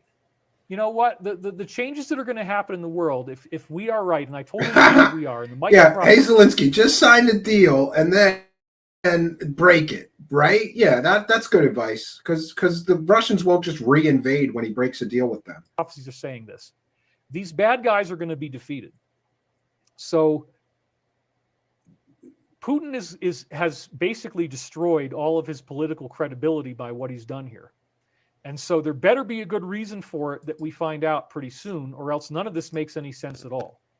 And so if he comes out with his reason, and if we find out this reason publicly, then again, in the aftermath of that reason, it may be very well that Ukraine is allowed to have weapons. It may be that there are border regions where Ukraine it has a demilitarized zone. There's a DMZ on the border. Yeah. And then maybe there they don't have weapons. But for Ukraine to be completely defenseless and even maybe to lose its statehood, this doesn't seem practical. But again, you can't fight your way out of this. Fighting is only 20% of the war. The 80% happens after you've allegedly surrendered. And then you start dealing with contracts. And who knows this better than anybody? The Illuminati. They are the ultimate masters of lose the battle, win the war. It doesn't even matter if you lose a war. They don't care. They pay for both sides of the war. They finance both of them. Either way, whoever wins, they're on that side. So if they lose a war, good point, Alan Fox. I agree. They haven't even started. Okay, once they lose the war, once they sign the crappy contract, They're just getting warmed up. Good point, They Lord rub their Nicholas. hands together and going, oh, now we're going to do this, and now we're going to do Why that. doesn't he use his psychic powers to help President Zelensky and his remote viewing superpowers? David Wilcock's getting new superpowers. That, and now we're going to do this, and now we're going to do that. So look, Trump didn't do anything else. He surrendered, okay? And that's wisdom. There's wisdom in going You're right, back Glenn. and saying, I well, wait a believe minute, that. this is screwed up. And so now people are looking at the election going, yeah, you know, it is kind of screwed up here. Oh, and I see I got 2,000 more MXs. Thank you again, Rabbi, or whoever that is. Thank you for the 2,000, whatever I got. I got $300. Wow, this is awesome. So, all right, we're getting towards the end here, but I did want to give this message to Ukraine that please take a lesson from the Illuminati and remember that once you've surrendered and signed the terrible contract, you're only just getting started. And at that point, there's so many Good things point, you can Steve do. K. Contracts under duress He didn't see it are coming. validated. It's a breach of contract because the contract itself was created through threat and coercion. So just sign the darn thing, and we will rally as a world and make sure that Ukraine is going to be able to stay alive, because that's the point. We want you guys to stay alive, but we don't want you to drag us into a nuclear war either. So it doesn't look like fighting him off is going to win the war. The only way True. to do this now is with the creativity that the Yeah, he deep thinks he's state can think Kissinger all of a right? sudden. Which is, we can't win this militarily, so we sign the thing and then we get them some other way. Yeah, why doesn't? Right? And Yeah, the that's a other good way- point too. They got a lot of clever stuff here. But again, if you got billions of dollars worth of marketing, Why doesn't David Wilcock send the Ukrainians hover cars and free energy engines, right? Because they're all without power and heat, right? If he really cared about the Ukrainians, why doesn't he send some free energy devices from his company? Oh, that's right, because that's bullshit, and his free energy devices don't exist, and neither do his hover cars. and there's a high degree of sympathy for the Ukrainian people, and everybody in the world is just shocked and horrified by what has happened. You better believe the contract's under duress, and we'll get you a renegotiation, okay? So that's my advice on a practical level as to how we might be able to solve Yeah. this thing. Ukraine's in the middle of a war, but they need advice from David Wilcock on how to handle it. But also, then we have the technology of mass meditation. Oh, now he's going to talk about the Maharishi effect, which we have covered extensively. David Wilcock loves this fake bullshit. It's not science, claiming that if a bunch of people just sit around and meditate, then crime goes down and wars can be stopped and violent crime rate reduces. And it's all propaganda from the cult of transcendental meditation. It has been shot to shit. It's all garbage. It's not science. It's made up new age gobbledygook nonsense. It's not science. So mass meditation technology brings us to this workable system where we're manipulating for a positive purpose the collective consciousness. And so before we do the mass meditation, I want to share with you that it ultimately... Yeah, by the way, David Wilcock claimed in this stream that that he had 7,500 live viewers that would be participating in the mass meditation with him. And that was good because you need that many people. And I don't know about you, but he did this mass meditation many days ago, and the violence in Ukraine has not stopped due to mass meditation. If this shit really worked, wouldn't the war be over? Because David Wilcock and his 7,000 live viewers all meditated on peace in Ukraine. That was the point of this whole stream, right? Well, really the point of this stream was for him to beg for money, claim he's broke, tell everybody to buy his book, and then at the end, for like 5 minutes, he does the mass meditation that's supposed to end the war. The war didn't end. It ramped up, you liar. Turned out that these time-looped prophecies from 1999 that extend into the present, they exist in... Yeah, the time-looped prophecies are really him saying the same gobbledygook, new age word salad nonsense psychic predictions in the year 1998, in the year 2011, and now again. It's not a time loop. It's you repeating the same garbage, stupid predictions that didn't come true the first 2 times, but now you kick the can down the road and you say they're going to come true now. January, February, March, April, May, June, July, August, September, October, November, December. The whole entire year 1999 is chock full of readings that are directly prophetic of what's happening right now in our world. No. In 1999, you said it was all going to happen in the year 2000. Now he's kicking the can and saying all those predictions that he made and all these other psychic guru dummies made, that was made in 1999, but it was about right now, right? No, you said it was going to happen in the year 2000 in 1998, 1999. I've read your website. Now you're going to claim that all that psychic prophecies, they were correct, but there was a time loop and a divergent timeline. Come on, dude. And this is why I am so confident that we are not heading into nuclear war. That's not in there. And this is what I'm now. This is what made me really worry, because David Wilcock is so wrong with all his predictions. And here he said we're not heading into nuclear war. God damn it. That probably means we're heading into nuclear war, because he's wrong about everything. Not heading into World War III. That's not in there. Oh, shit. He's saying we're not heading into World War III. That probably means we are, because he's wrong about all this shit. He's always wrong. We are not heading into some large-scale Earth change or solar flash. Oh, shit. We're probably going to have an Earth change solar flash, because David Wilcock said we're not. And he's wrong about everything. It's not in there. In fact, this is the big message I wanted to give you guys, and I'm sorry that it's already taken me 3 hours to get to this point. But I'm going to try to keep it as quick as I can here. I don't want to go on much longer. Here is another hint that David Wilcock is a horrible, terrible narcissist. Like, he thinks that people want to tune in to listen to him talk about a bunch of disconnected nonsense and him connecting the dots for 3 or 4 hours straight. Every stream is 4 hours. This one's only 3 hours and 17 minutes, and that's short for him. Oh, Nurse Lois 22 gave me $100. Paolo Avila gave me $50. Thank you so much, you guys. That is awesome. Wow. People just gave him $150 for this garbage. Amazing. And we talked about this before. David Wilcock, up until this stream, he has gotten thousands of dollars per live stream given to him. He has never thanked anybody. So he must really need the money. Either that or somebody finally whispered in his ear and said, hey, David Wilcock, you're supposed to read the super chats or at least thank people who are sending you thousands of dollars per stream, bro. He never has. Suddenly, he's thanking super chatters. Sorry if I'm not always looking over here, but sometimes I see something rude and it just throws off the whole train of thought. You know, it's like, yeah, okay, I got crazy hair, whatever. You know, it's mountain hair, it's Yeti hair. Yeah, and we've also talked about this. It used to be that if you went into David Wilcock's live chat and you started saying anything derogatory or questioning him or anything, they would delete you or, you know, put you in timeout or hide you from the channel.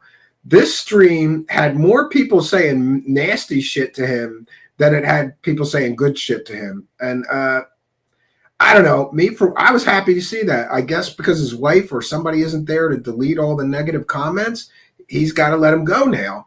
And good, he should.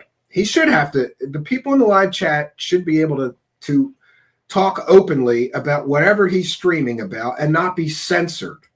I'm up in the mountains. I get to do what I want. This is what my hair does if I don't try to comb it and blow dry out all these curls that I get. What the heck, you know? At least I don't look like Mark Zuckerberg with the freaking crazy face. Now that would have been too much. That global peace meditation with that face, I don't think would have gotten the results that we're looking for. So, look. Yeah, people give him a lot of money. All of these readings go back to 1999. They all apparently were written by Archangel Michael. I practiced this technology of remote viewing. I did it repeatedly, and I uploaded it to the internet. And unbeknownst to me, it was used to Yes, I know, Steve K. She left. So it's 478 pages long, single-spaced. I mean, it is massive. But every time that there's a passage that looks like it's predicting the future, yep, talking about his hair again. It in red. Up until now, we've had this available just for the participants of the disclosure, and they are still going to get that. But I also now have realized that this book is so incredible that I have to release it on a general level. Now, the higher forces have instructed me to charge for it. This is something that took an incredible amount of time to actually bring. The Archangel, listen, this is a funny point. First of all, there's two funny points. This book full of prophecies from Archangel Michael was supposed to be included in his course for $333. And he apparently isn't finished it yet, but will be giving it to the people that paid the $333. But then he decided that the book is so important that he's going to have to release it widely and charge other people money for it as well. It wasn't supposed to, and apparently the Archangel Michael is telling him that he has to charge money for it. Does anybody else think that an archangel wouldn't be instructing a human he was giving important message to charge money for those messages? That might be a red flag that this shit ain't coming from a real Archangel Michael, David Wilcock. Why the hell would the Archangel Michael tell you to charge money for his important messages? And why the hell would the Archangel Michael talk to a new age con man that's been conning people for fake information for 20 years? Why would he come to you, David Wilcock? Why would he go to like a minister or like a real religious man? No, the Archangel Michael's coming to you and telling you, you got to charge money for this information. It's so important. You got to make some money on this. Bringing it in, recording it on tape, dictating it, transcribing it, learning how to do the website, uploading it to the website. It's an incredible amount of work that's gone into writing this book. But the whole book talks about the present. And so I do hope that when the time comes that you will step up and help me with this. The price point is somewhere around $100. It'll probably be less than that. Oh, no. The Archangel Michael told him that this book is so important, full of this information that me, the Archangel Michael, have given you, that you got to charge people 5 times more than a book usually costs. Most books on Amazon, $20, right? No, the Archangel Michael wants David Wilcock to get paid. He's got to get paid, bro. It's a lot of work talking to the Archangel Michael. So there's going to be a book full of stuff, angelic stuff from the Angel Michael, but David Wilcock's got to get $100 for it. Try to keep it as inexpensive as possible. A $100 book is not keeping it as inexpensive as possible, you greedy slob. It's going to include the book itself in at least a virtual PDF form. It'll be password protected. It's going to include. He's going to charge $100 for a password protected PDF file. He's not even going to print the book, right? The audio version, which may be 25 hours. I've got all these panels that you're seeing over here on the wall. Now he's going to talk about his amazing gear that he uses to produce his amazing work. Part of the reason why I've got them. Where would it be? Yeah, so like these panels right here, I had to deaden out the space and really try to reduce my echo because I'm going to be doing an audio recording and you want no echo in your voice at all. So anyway, where was I? So where we are right now is that the Michael prophecies have predicted the future with stunning accuracy. They told us this COVID thing was going to go away. It already has. They actually have a really fun. Imagine that. A pandemic won't last forever. Eventually it's got to end. And he predicted that with the Archangel Michael. Bullshit. He can't prove any of this stuff was written before it happened. Usually people like him wait for things to happen, and then they say they wrote this on this date. That's what David Wilcock will do. An event will happen. Let's say an event happens in April of 2022. He'll suddenly produce, a few pages and say, yeah, I wrote that from the Archangel Michael in January 2022. So I predicted that. He never has any proof that he actually did predict anything, though. Funny attack against Joe Rogan in there one place. They call him Mighty Joe Young, in reference to this racist comment that he made that was widely touted by the media. There's so many. Yeah, the angels don't have anything better to do than to comment on Joe Rogan drama. Many things in there that are stunning. But the bottom line, when you read the book, is that it tells us that the earth changes will not be necessary, that this whole thing with vaccines and COVID and the exposure of the elite, that it is the equivalent of the earth changes and that it negates the need for the earth changes. There is not going to be a solar flash. There is not going to be a pole shift. Why? Because it got diverted to... Yeah, so 3 times now he's predicted a solar flash or, magnetic pole shift is going to happen in the year 2000, in 2012. Oh, now it's not going to happen because we went through COVID and we're just going to arrest all those, adrenochrome drinking pedophile elites, the global elites, and that would be the earth change we need. Proxima Centauri. The explosion happened simultaneously on December 21st, 2012, but it didn't happen here. And by the way, I looked it up. The so-called solar event he's saying happened did happen, but it didn't happen on the dates that he says it happened. So he takes a little bit of truth and he mixes in bullshit with it. Next door. And what Michael is saying is that we are now on the ascension timeline. So congratulations. If you are still alive, if you are watching this and you are still alive, if you're not watching this from the afterlife, you are now participating in what they call the ascension. This whole process of the mass global awakening, the understanding of tyranny, the understanding of entrenched corporate dictatorships, and the control of finances to limit freedom. I mean, all of this stuff is coming out now. And we apparently have we have graduated from the need for the catastrophe, which again, nobody in the secret government is going to want to believe this. He doesn't. He makes it up, Styles. Beings from the future writing this book in 1999 and then having so many time loops to the present. There's hundreds of them, literally hundreds of them.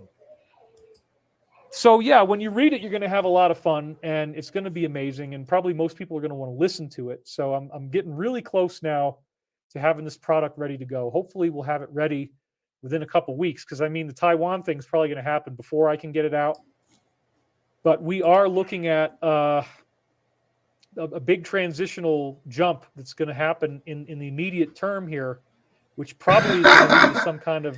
And isn't it interesting that literally every 6 months, like clockwork, he has some new money grab, right?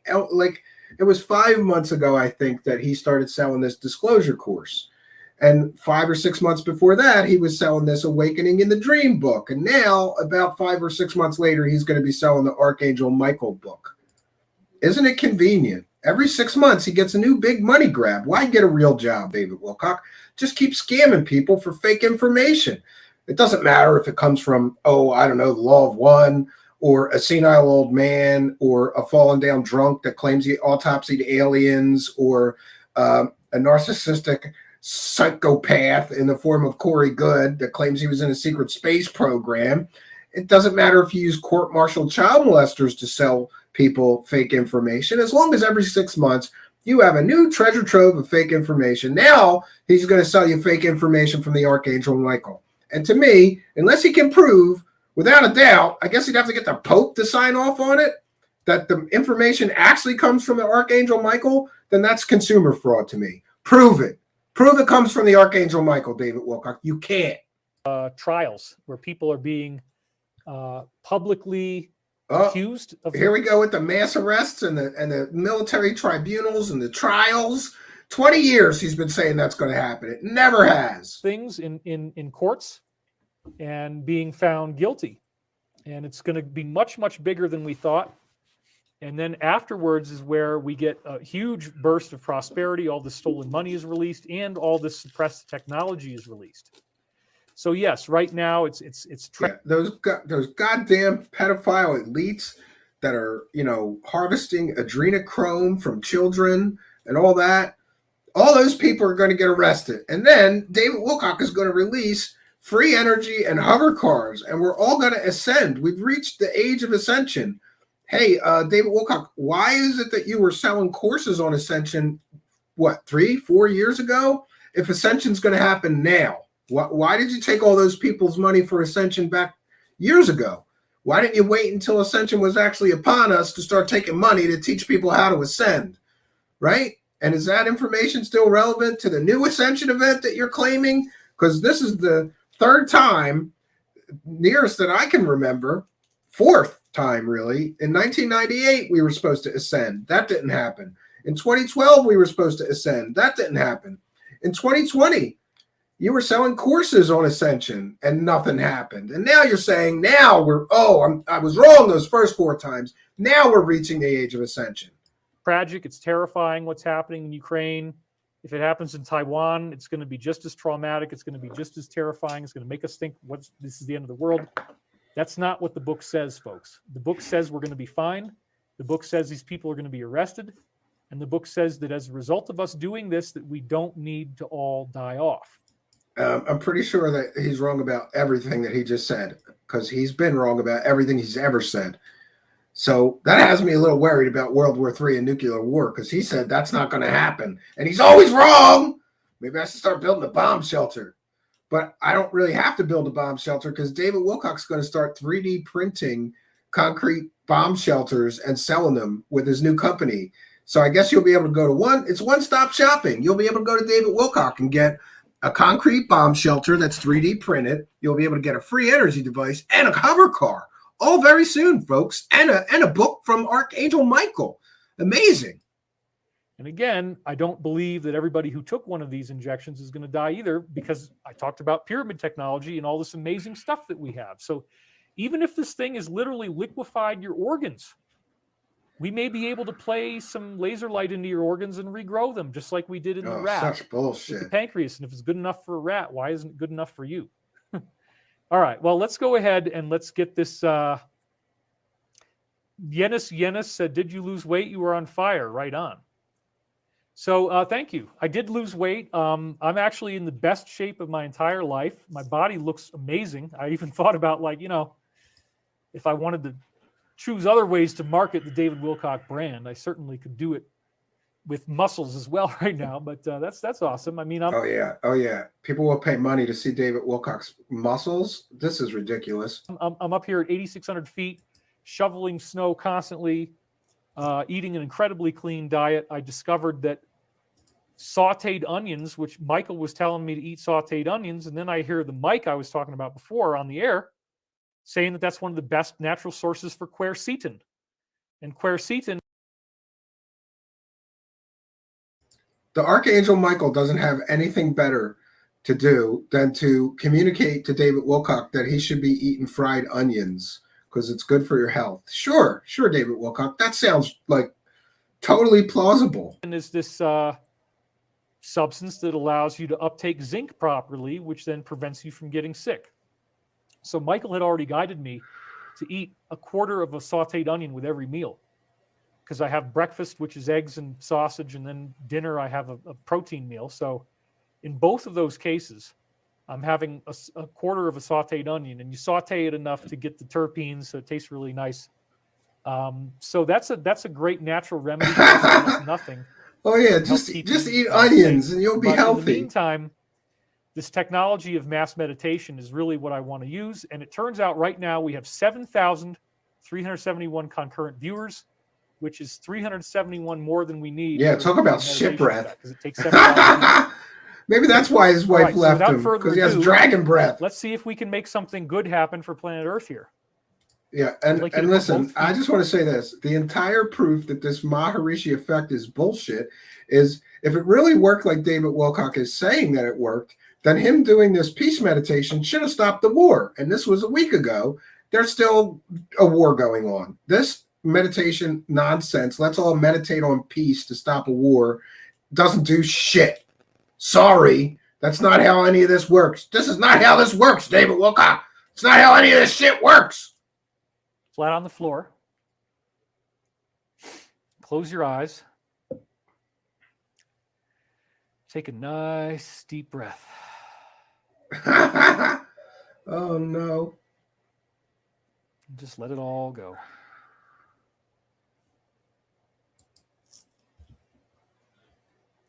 And as you relax and meditate on cocaine is a very powerful drug, Moody Mongol. Today. Cocaine. Perhaps it's time. I know this is the nonsense he talks about. He's going to eat onions. Feel. Oh, I got to. Oh, sorry. I'm supposed to. We're all supposed to meditate. All right. Wait. We got to stop this. All right. Listen. I got to say this once. Okay. According to David Wilcock, we can all stop the war if we just meditate for a few minutes. Okay. And we've got 120 people in the live chat. So I think that we should all trust David Wilcock's bullshit. I mean, theory. And we should meditate for world peace, because that's all it takes to stop a war, is you just got to meditate and shit. Loving energy. Oh, you need love and energy. Okay. Is the author of all existence. No matter how dark it is, the road Tommy may T. seem, no matter how impossible the odds, free gas, yeah. there is always a ray of light that shines through that consumptive darkness, providing a tangible path to an acceptable victory solution. Oh, we're going to have a victory solution because he meditated and caused world peace. Without taking personal inventory of how we have lied to ourselves and not been honest and not been truthful about who we are and what we're really doing here. Yep. Dragon breath. That is the extent to which we have not lived up to our full potential. Recognize that you are a creator being with incredible ability. Yeah, we can make hover cars. We're so creative. Mind sculpts reality. And free energy each and every devices. thought. And as we paint the reality that we wish to see in the world, we do so with an aura of love and expectancy. Oh, you're right. All right, I'll try to. We are incredibly grateful. Let's all to meditate on receive peace. the message indicating that earth changes will not be necessary, that we get to continue to live our lives here on earth, that this bizarre global initiation we've been through. He does make is music the and it's fulfillment terrible. Of the 25,000 year cycle. It is the fulfillment of the eschatological prophecies of the end times. It is the fulfillment of the movement of the earth in the prophecies, except that it's happening through the movement of people, through the movement of politics, through the movement of ideas. And this is just word salad nonsense, right? Like what? All and right. through the progress of civilization itself. As we become ennobled and embodied and stand up and replace tyranny with acceptance, replace judgment with humility, and replace violence with understanding, we become capable of co-creating the world that we would wish to live in, no longer being ruled by violent psychopaths who use lies, deception. Yeah, love and light, and everything's going to be okay. And we're all going to sing Kumbaya and sit around in a circle and meditate and cause world peace. Sure, David. And deceit to fulfill their goals, where the only thing they can truly strive for is to reduce life as much as possible, since they themselves dislike being alive. They themselves don't quite get the whole point of what this is all about. They don't really like being here. They don't really like organic life in general. And so in the most extreme cases of people on the psychopath spectrum, they feel compelled to punish and to destroy organic life because they hate life. They hate being alive. And therefore, the only thing they can do is to try to seek revenge. Good point, D-Rob. We've had enough of people seeking power on Earth so that they can enact revenge against. Yeah, we only got a few more minutes. Life is not something that needs to be avenged. Life is not something that needs to be destroyed, tortured, mutilated, and punished. Life can be Good point, Lord growing on this earth. We have plenty of room for everyone, especially as these technologies come out that will give us easy to produce food, education, Oh yeah, travel to any part of the world we yeah, need to utopia. go. Colonize all He's going to bring kinds us of areas that utopia. were inaccessible to us up until now. And we have apparently been through most of the war that was necessary to defeat these elite negative folks on Earth. They themselves are having an awakening. They themselves are realizing that their plan is not what they thought it was, and that they have reached a point of no return where they also have to adapt. Oh no, maybe he has no pants. Or else they too will not be able to be here anymore. Let us take this energy that we have raised and send soothing, calming, healing peace to the people of Ukraine and to the soldiers fighting on the opposite side. That's how you know the war is not going to end, because David Wilcock says it's going to end just because he meditates about it. Take this loving consciousness that you are feeling right now and imagine these people not picking up their guns, not wanting to fight, not wanting to create violence, not wanting to kill. But imagine He's rubbing one out. Away from violence, away from perpetual fear, perpetual anger, perpetual sadness. A world that fulfills the promise. Yeah, we're I'm trying. I'm sorry. That we will become that which we seek in the spiritual sense. Our thirst will be This is slaked. bullshit. The Christ consciousness is awakening. This is in bullshit. human beings. Jesus was an example. This is that we bullshit. were Don't meant to mention follow, Jesus, you New and to Age maybe even Connor. try to improve upon in our own humble This is way. bullshit. But as I do these things, Oh so God, shall ye what do a bunch them in of greater this measure, is some for I grade go A unto my horse Father, shit. Mother God. And so it is. We do eagerly await that time that you shall approach the throne of the divine and sign your name upon the skein of everlasting space and time known as the Akashic Records, thus freeing yourself from the obligation to this third density. Fourth density. Why is this meditation? Come on, we gotta meditate. We want world peace. And the Michael prophecies have indicated that the earth. The Michael prophecies are bullshit. David Wilcock is full of shit. Any of the changes that we have seen up until now. This guy's a con artist. Very exciting. This guy wants you to send him money. Now. History is being rewritten. The hippie movement, Woodstock, 1969. Yeah, I actually think it worked. I think that they achieved the goal. Oh, good point, Pete. Give peace a chance. We are here now. Very good point. There are supposedly a facility of Stravati Aerospace being built in Ukraine, and that will be the excuse for why there's no hover cars. Excellent point. And we want to do this, and by affirming our covenant with the divine, we therefore authorize this healing. We authorize hostilities on earth. Yeah, he's not twisting his titties. We authorize the moving forward of this revelation of the information that all of us need to know to save this planet. And so it is. Amen. All right. So I think we're good here. I hope that you have enjoyed this. Coming back at you more often now. Yeah, now that he lies and says that the antenna, he's got an antenna on his roof that provides his internet, and suddenly that is the snow went away, so he'll be able to stream more often. Jesus Christ, I hope not. Andy Kurtz with a kind and generous $1.99 super chat saying, thanks for exposing the BS. Well, thank you for your kindness, your generosity, and your support of the show, and for helping us, friends, because just like David Wilcock, man, I need the money, okay? I need the money, honey. So if you're feeling generous, throw a couple of bucks in our hat and help us here, just like the kind and generous Andy Kurtz did just now, and help us to praise the cash, friends.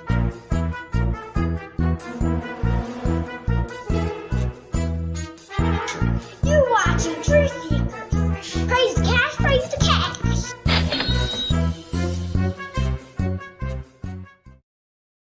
Oh, no, he wants a raise, Andy Kurtz. But thank you for your kindness, your generosity, and your continued support of the show. It is much, much appreciated. We appreciate all you kind and generous people that will help us to continue the show here. We're a viewer-supported show, so if you're feeling generous, there's a money button down there. We read every single super chat. Now let's wrap up this nightmare. That I've got my internet back, and there's a crazy situation going on in the world. There's a lot more to talk about, folks, but also, please, if you do feel compelled to purchase the Michael Prophecies when I can get it released, there is a critical need for funds right now because, frankly, I have a massive tax bill from last year that I need to pay. So there's a critical need for funds. You all have to buy my $100 book because I didn't set aside any money for my taxes, and I've been very irresponsible spending all of my money. So now you all need to pay my tax bill for me. Again, rich, entitled boy who's never worked in a day in his life, who thinks the whole world owes him a living. And what does he give people for the money that he collects? Garbage. What did he give people for the $150,000 or $200,000 in charitable donations him and his wife collected? Nothing. They gave a few, I think they gave something, a very small percentage. We talked about on a previous show. I think he gave 1% of the money he collected for his charity to an actual other charity, and I've never seen the checks. He just said he did. But otherwise, he spent all that money on himself. And now he's got a huge tax bill, he says. And you people got to help him pay that tax bill. Doesn't matter if he was irresponsible and didn't set the money aside like you're supposed to, being self-employed. You pay the tax bill for him by buying another book full of nonsense. So once again, I'm in this boat, but at the same time, Stavati is doing great. We've got money coming in. Looks like it's going to be happening. I don't know quite how soon, but hopefully within the month of March. And there's a lot more to show. We're going to start 3D printing prototypes of our hover cars. So I'll probably have a toy for you the next time I'm on the air. Yeah, a 3D printed toy is not a prototype, a working one that you can show people levitation like you've been promising. That's a real prototype. 3D printing a G.I. Joe airplane on your 3D printer is not a prototype, David Wilcock.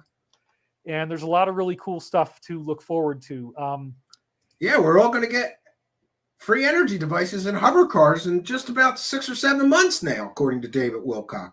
And he's going to be 3D printing concrete bomb shelters with nano concrete that you could buy from him.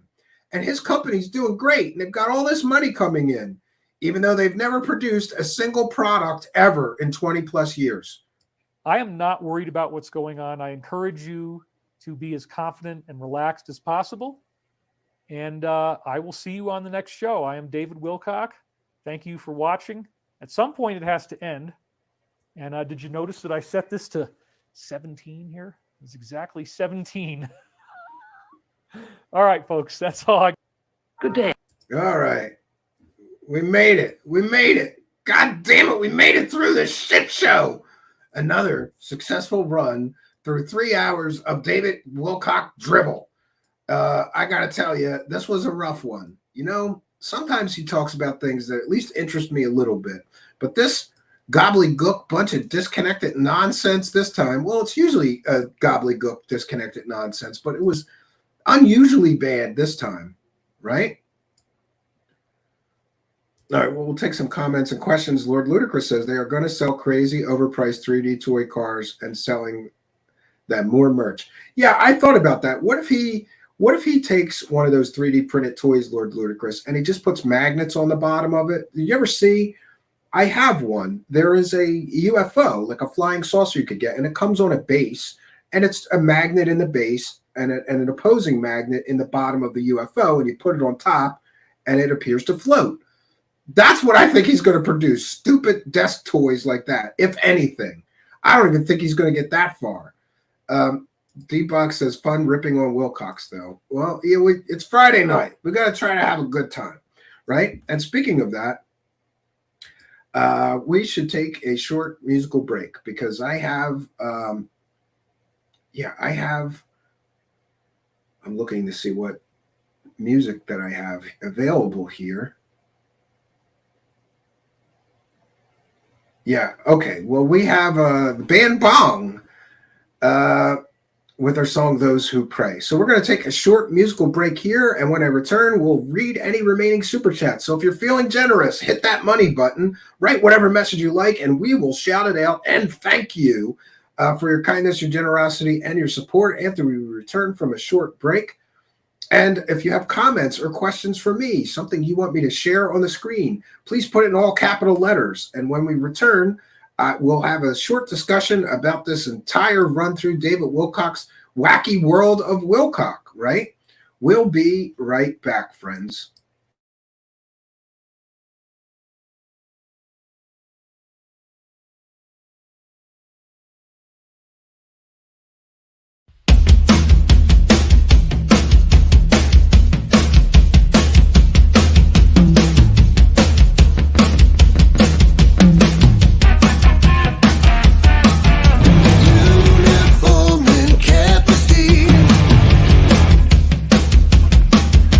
Order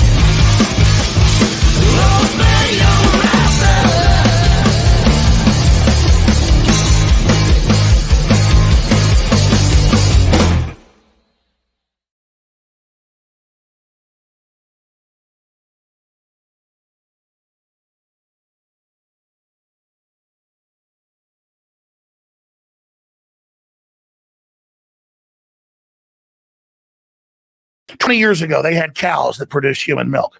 20 years ago, they had spiders that produced body armor, spider guts.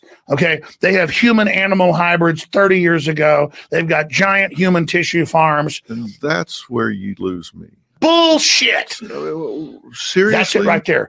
Every time I bring up a fucking subject, you know all about it. Well, I don't know. I mean, 25 years ago that they had human animal embryos, but they killed them at the embryonic level. Man, you need to go back to the No. I believe it happened. Stop saying I said it didn't happen. It's okay to talk about it and not be ashamed of it. It's okay. If you've got anxiety, you got PTSD, whatever, it's okay. Let's talk about it. Let's get help for it, get it behind you, and move on. To talk about 12 dimensions, 11 known, 12 being omnipresent, so we don't say it actually exists. To say that is arrogant, so I won't say that. I don't understand that. I listen to your interviews, and you're naturally very curious. You don't struggle for the next question because exactly. You really want to know something. That makes it much easier. Yeah. People go and find these things on the internet. About human animal hybrids with pigs and cows? Oh, my God. I'm going to be honest with you. I'm kind of retarded. That's a bitch. I get it. Not everybody's like me. And I'm not trying to be the toughest guy around. I think I've proven I'll go up against people. I mean, I don't feel bad about myself because of that. My first memories were every night was a DMT trip. Okay. Short term, it can be an alternative. But I've seen people on everything from opioids to mood elevators for years before you decide you're going to be a human lie detector. Is do your homework. Do not say that. I'm going to get killed. The minute you can get away from that, you need to get away from it. No, they want the organs. I can't answer that in terms. I mean, I'm sure there's research. Aliens are real. They're creating human animal hybrids that are a new creature never here on Earth. It's alien. So the aliens are already here. AI is alien. The chimeras are also alien. Some very smart business and branding that's gone into that as well. I know that you're all on this point of view. Now I want you to prepare an argument for the other side. Black people are God. And white people are the devil. And we're going to kill the white people. You're really going to throw them off the charts now because you've got a normally active brain that you're now making hyperactive. It's electrochemical. But I'm reading in the Baltimore Sun after I just had him on and thought he was crazy. He's giving me all these patents for mind control using wavelengths and microwaves. So that lifts your mood and that takes care of it. So you took the medication short term, you're lifted back up and you're okay. I'm an old guy, but younger people are getting their information in different ways. So this is a device given to us by the gods. Oh, God. Given to us by the technology that the breakaway government, NASA, has developed that you don't just think they made up themselves, right? I'm way better off than I was at the end of February. So you made little changes and they all added up. And if you don't, by the end of the year, you're just in deeper. So here's what I'm telling you about. When I was a kid, the first time I got choked out was like this 17-year-old super hot chick. And I was like 13. And she goes, I'll have sex with you. This is a true story. I'll have sex with you if you let me put makeup on you. But then I go, wait a minute. You're detonating over 100 hydrogen bombs in the upper atmosphere to see if you could ignite the atmosphere and destroy the Earth. And she had a foot-long dick. I mean, it's not something that you should be ashamed of. The sex with her is incredible. Yeah, I don't know if that's necessarily a bad thing, but the difference between winners and losers is winners do things losers do not want to do. Yeah, but it was in the police report. She had like a foot-long cock.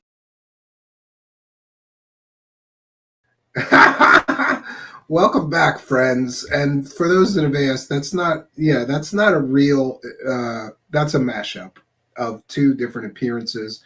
And I mentioned that we use that in the spirit of fair use, but and it's a transformative work, but it's in the spirit of a comedic parody that we use those clips in the spirit of fair use, not for educational purposes. I just don't have a banner for using something in fair use as comedic work or parody. And that's certainly what that is. So far, Joe Rogan hasn't copyright striked me. I think that he would find that shit funny. I sure do. Let's read some super chats. So we have Lord Ludicrous with a kind and generous $1.99 super chat. Says, you notice that reference to the alphabet conspiracy and the end with 17. Yeah, that was a nod. He does that shit on purpose, right? He absolutely does that on purpose. He's got a nod to the letter of the alphabet conspiracy people. Yeah. Terrible. But thank you for your kindness, your generosity, and your support in helping us to praise the cat. Praise the cash, praise the cash, praise the cash. We've got a few more kind and generous people throwing a couple of bucks in our hat to keep the show going here. Aaron Flores with a kind and generous $5 super chat. Thank you for your kindness, your generosity, and your support and helping us to praise the cash. People just throw money at me. This is wonderful. Praise the cash, praise the cash, praise the cash, praise the cash, praise the cash, praise the cash. Thank you for your kindness and generosity and your support. And we see D Rock with a kind and generous $2.79 Canadian money. We like all money, including Canadian money, who says, right on, man. I respect someone calling the BS. Good. I'm glad to see you here. Please make sure if you're new here, we're very close to hitting a milestone here at our channel. So I want you to smash the subscribe button and the notification bell, and you too will know when we're doing a live stream, and you can come here and participate. Everybody is welcome here, and of course you are most welcome, D-Rock, and thank you for your kindness, your generosity, and support of the show, and helping us to praise the cash, friends. Praise the cash, praise the cash, praise the cash. Thank you for your kindness. Thank you for your generosity. Praise the cash, praise the cash, praise the cash.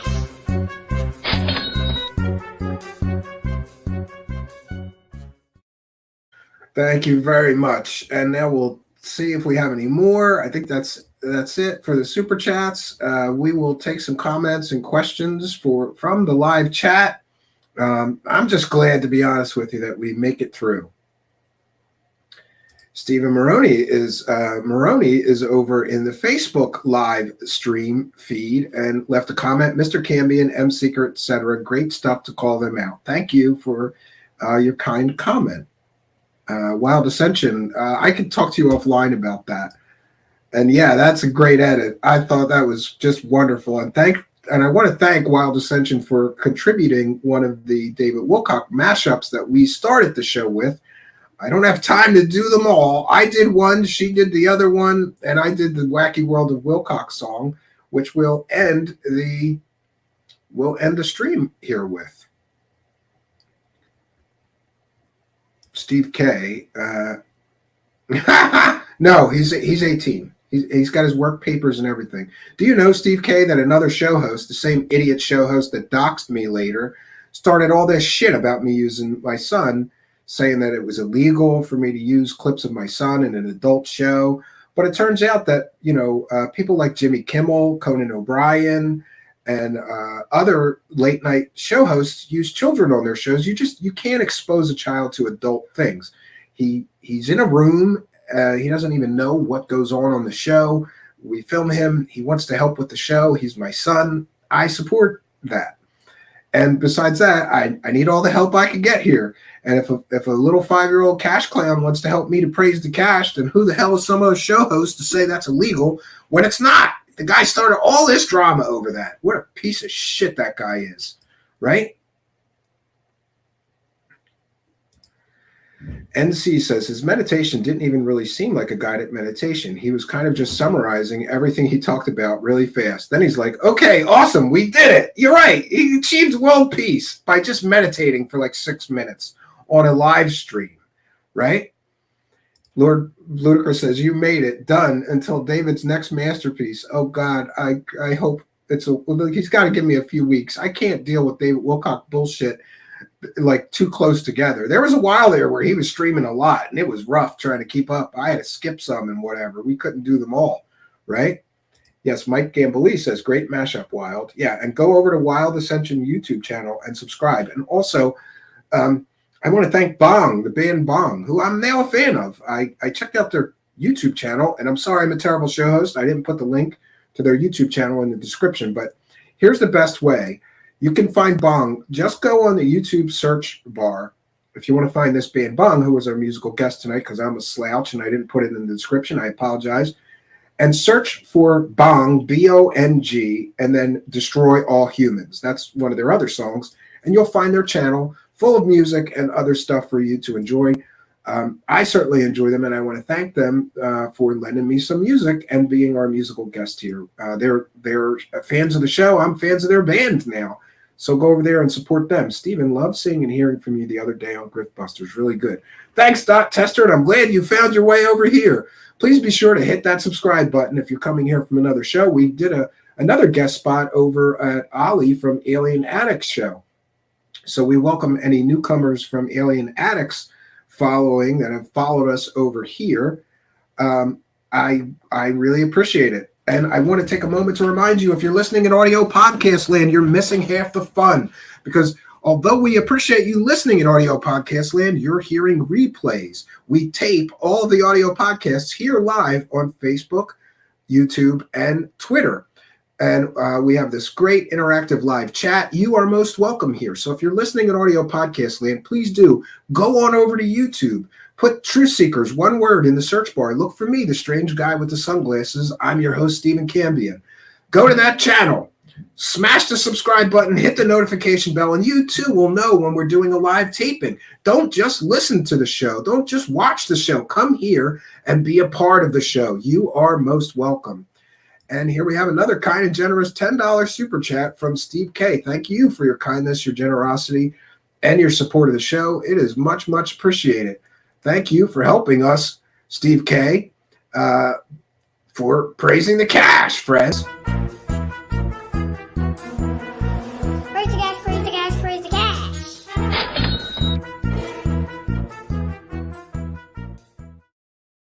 Thank you very much, Steve K. Much, much appreciated. So any more comments or questions from me, please put them in the live chat in all caps, like Jesse Peak here from Mufine Phi. Why do you think people are supporters of this guy, Stephen?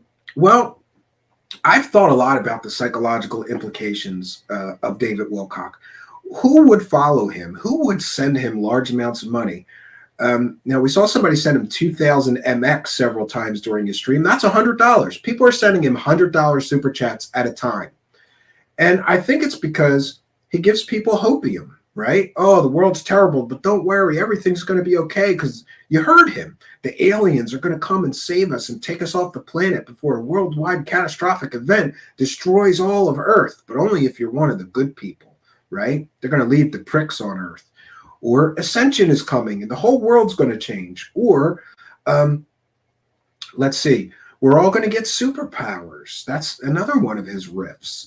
Or ascension is happening. He gives people who are hopeless, desperate, and maybe having some emotional turmoil, some kind of hope that things are going to change and everything's going to be okay and love and light.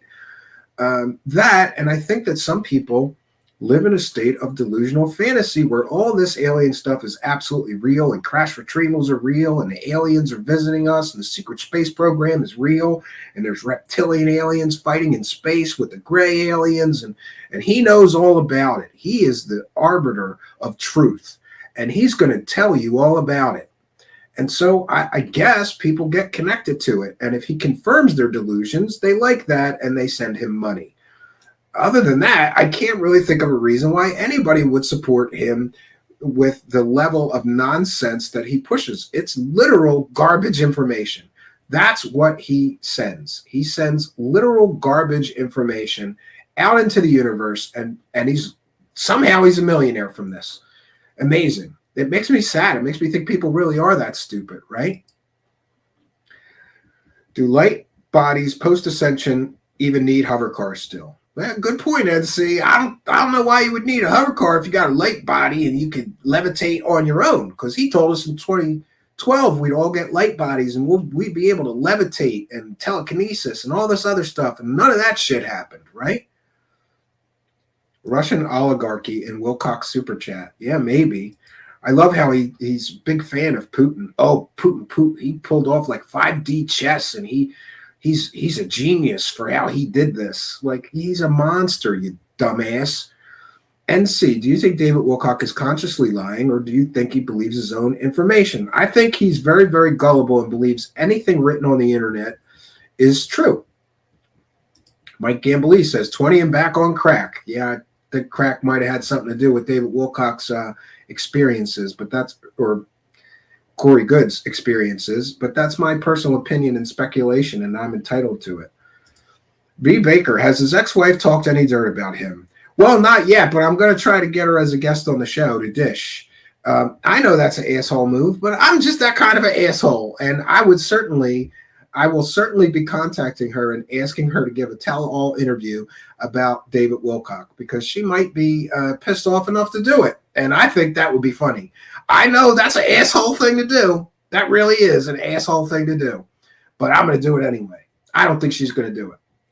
I think that maybe she's got to keep her mouth shut about all the cons so she gets her half of that con money, right? So she doesn't want to spill the beans on knowing about how they con everybody, especially with that charity scam con, or the PayPal donation scam con, or the GoFundMe donation scam con that he was involved with, right? Do you think Wilcox is simple or high-functioning autistic? I'm not an expert. I think that he is certainly suffers from narcissistic personality disorder. I mean, this guy thinks he's the second coming of Christ, literally. His mom told him he was going to save the earth and all this shit, right? And he was going to be super important in the spiritual world. And he's Edgar Casey reincarnated, and angels are talking to him and giving him prophecies, and Egyptian gods are channeling to him. Talk about a bloated sense of self-importance. I'm so important that Egyptian gods stop what they're doing and inhabit my body and give me super secret messages. Or the Archangel Michael comes to me and tells me to eat onions because it's good for my health. Like, what? I just think this guy's an asshole. The more I'm forced to watch this shit, and isn't it funny? Like, I got to tell you the truth. Like, the first couple of times I sat through a David Wilcock full-on presentation and made fun of it or critiqued it or fact-checked it, it was a lot more fun. But then people expect me to do this, and this is getting less and less fun as time goes on. But I did have fun with this one because it was as ridiculous as you could expect. And other people are suggesting that maybe this disheveled look is all an act to get people to feel sorry for him and send him more money. I wouldn't put it past David Wilcock to pull some shit like that, right? D-Rock says, if he honestly believes his stuff. Yeah. Aaron Flores says it's a righteous thing to do. It's garbage. Yeah, I believe I really do have a problem with him charging money for this level of garbage information. It is such bullshit information. It's none of the shit that he talks about is right. Like, he uses fake facts and fake whistleblowers, and he uses, court-martialed child molesters that raped their sister-in-law for years as a source, and senile old men, and anything he has to do to get material to talk about aliens and shit. Doesn't matter how ridiculous the sources are, like Russian tabloid newspapers, senile old men, child molesters. Hey, they're great sources, right? Yeah, Mike Gamblee says, isn't his wife running con woo stuff? Yeah, she sells this bullshit women warrior courses, and she's supposed to be somebody that's got 8 black belts in Kung Fu, even though there aren't black belts in real Kung Fu, just Americanized bullshit Kung Fu. And by the way, David Wilcock's ex-wife, or soon-to-be ex-wife, she got all of her Kung Fu black belts from the guy she was banging before David Wilcock, her other ex-husband. So pardon me if I'm not impressed that the guy that you got to sleep with is giving you Kung Fu fake degree belts and shit. Lord Ludacris says, I will pitch in to help get David's ex-wife on. How much could it cost? It could be historical. I've never paid for a guest appearance, and I don't plan to start now. Moody Mongol saying, David is a narcissist, so his image is everything. You know darn well what he looks like, all part of the shtick. Yeah, I think that was part of the act. I think that he on purpose made himself look disheveled for some reason, which is bizarre that somebody would do that. But we're talking about the same guy that once cried on a live stream. But before he started crying, he pushed a button and went to a close-up right as he was going to start crying. Then he started crying. It was such acted out bullshit. And he apparently has taken acting classes and stuff. I think he needs a lot more, right? Mike Gamblee says she earned her brown belt. Oh, that's terrible, Mike Gamblee. Yeah. Just for clarification, Anjali's press conference, she said Wayne and Trish, that hasn't their real names. Is this still true? Yes, but there's more to the story. We're not going to be releasing his real name or his address due to his own privacy and security concerns, because there's a lot of nutters. Remember, there was a nutter that tried, there was a person, I don't call him a nutter, there was a person, a film producer, who decided that he was going to go to Wayne's Mountain and fly drones over it, and was pushing me to release the address and all this stuff. So, you know, people are willing to do really nutty stuff to look for those aliens. So we're going to have to protect his identity a little bit, but you'll get him here with voice and video. We're just not going to be giving out his, you know, home address so people can bug him looking for aliens on a mountain that don't exist. And I want to announce once again that apparently we have Wayne of Anjali fame, Anjali alien contact story, her so-called co-experiencer, I guess, or witness to the alien experience event, the guy who owned the house where the mountain was at, where the aliens were. He's going to be on our show tomorrow night at 7 p.m. Eastern Standard Time.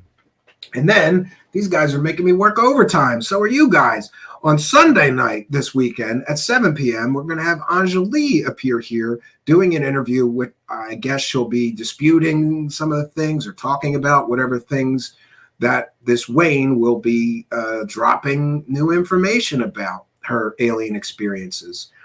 Lord Ludicrous, will David pull a Smollett as he leaves the courtroom post-divorce? Yeah, I don't know. Funny about Jesse Smollett, though, you know what? Sometimes justice works, because today, the person that attacked Jesse Smollett was sentenced to 180 days in jail. Good, good. And that's a joke, of course. It was Jesse Smollett himself who got sentenced to 180 days in jail for faking it all. I didn't believe his story from the beginning because, you know, it just seems very, very implausible. And all those Hollywood assholes who jumped all over the story, that guy should be ostracized and never be allowed to act again. He doesn't deserve to be a rich and famous celebrity faking shit like that. But that's just my opinion. Mike Gamblee says, wasn't Anjali a no-show? I'm not sure what you're talking about. She's going to be here this Sunday night at 7 p.m. So, so far she's showing up, last I heard, you know, and that's where we're going to be. Sunday night, 7 p.m., Anjali, another interview. Just when I thought I was out, they pull me back in. So we're coming up on 3 hours here, and I didn't mean for this to go that long. I don't want to start being like David Wilcock, thinking that everybody wants to hear me talk for 3 hours. Yeah.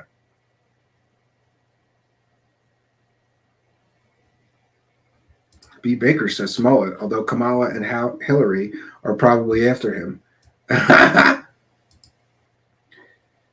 Yeah, I agree with you. D-Rock says Smollett should have gotten longer than that for the racial damage he caused. Yeah.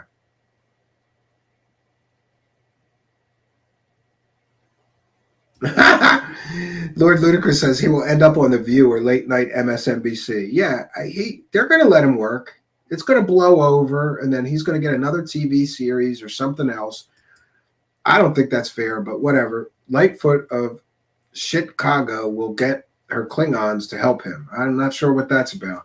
All right, so we've been here almost 3 hours. I wasn't going to do a show. I was going to try to punt this till tomorrow afternoon, but I didn't want to try to do the Wayne interview and this in one day. So here we are. I showed up. We fought the good fight. I did my due diligence today.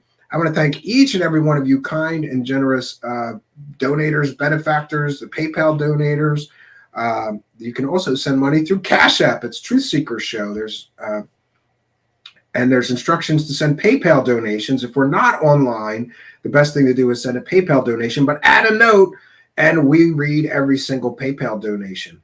I want to thank each and every one of you for joining us. I want to thank David Wilcock for providing us with more ridiculous nonsense to go through to prove that He's selling bullshit, friends. It's pure, unadulterated horse shit.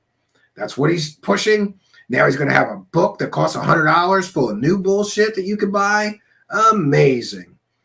I'm going to start a book. I'm going to sell a book for $100, and it's just going to have a picture of bullshit on each page. It'll be 100 pages of pictures of bullshit. But I'll call it Michael Prophecies, right? Amazing. Amazing. And, you know, I try not to be too judgmental of him, but the fact that he's bringing my religion into this bullshit that he sells now is starting to piss me off. But what can I do? As a Christian, I'm supposed to turn the other cheek and forgive. You know, I'm having trouble forgiving him for stealing all this money from stupid people, gullible people, desperate people, people that are in pain or mentally traumatized people or whatever. I am having trouble forgiving him for collecting, what was it, $150,000 or $200,000 from people, claiming that he was going to do some great charity work, and all he did was spend all the money on himself. But, you know, I'm an imperfect person, and I'm still working on learning to forgive more and hold grudges less. That's where I'm at. That's where I find myself. Glad I can find myself with you guys, spending more quality time today. Can't wait to do this interview tomorrow. I am pumped, primed, and ready. I got a list of questions. I talked to him today. We're going to be doing a tech check tomorrow before the interview so that we know when 7 p.m. hits, we're good and we can just run with it. We won't have any technical issues. Yeah, so far, I really like this guy. He's a very interesting character. And I'm certainly going to enjoy an interview with him and getting to the bottom of the Anjali alien contact story. So join me tomorrow night at 7 p.m. Eastern Standard Time right here on Truthseekers. If you haven't yet, smash the subscribe button, hit the notification bell, and you too will know when we're doing a live show. And you are most welcome here. I want to thank each and every one of you for joining us tonight. I'm always happy when there's an audience. Tonight we had great attendance for another trip down the David Wilcock bullshit rabbit hole. What else can I say? I'm going to go get my drink on. It's Friday night. We made it. We made it to the weekend. But for me, it's not the weekend because I still got to work tomorrow and Sunday. But I'm happy to do it to bring you guys a big story. So I'm going to get my drink on. I hope you are too, or doing something fun wherever you're at. It's the weekend. Have a little fun.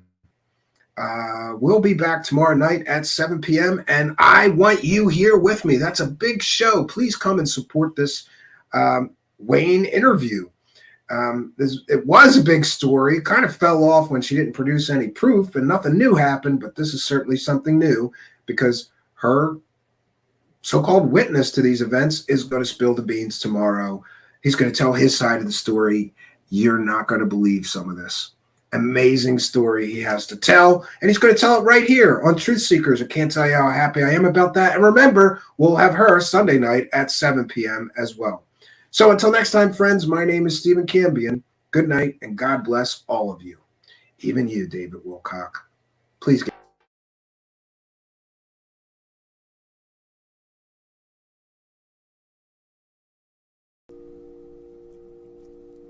all these ancient prophecies telling us that the world will be transformed. Wacky World of Wilcock, where make-believe is real. It's the Wacky World of Wilcock.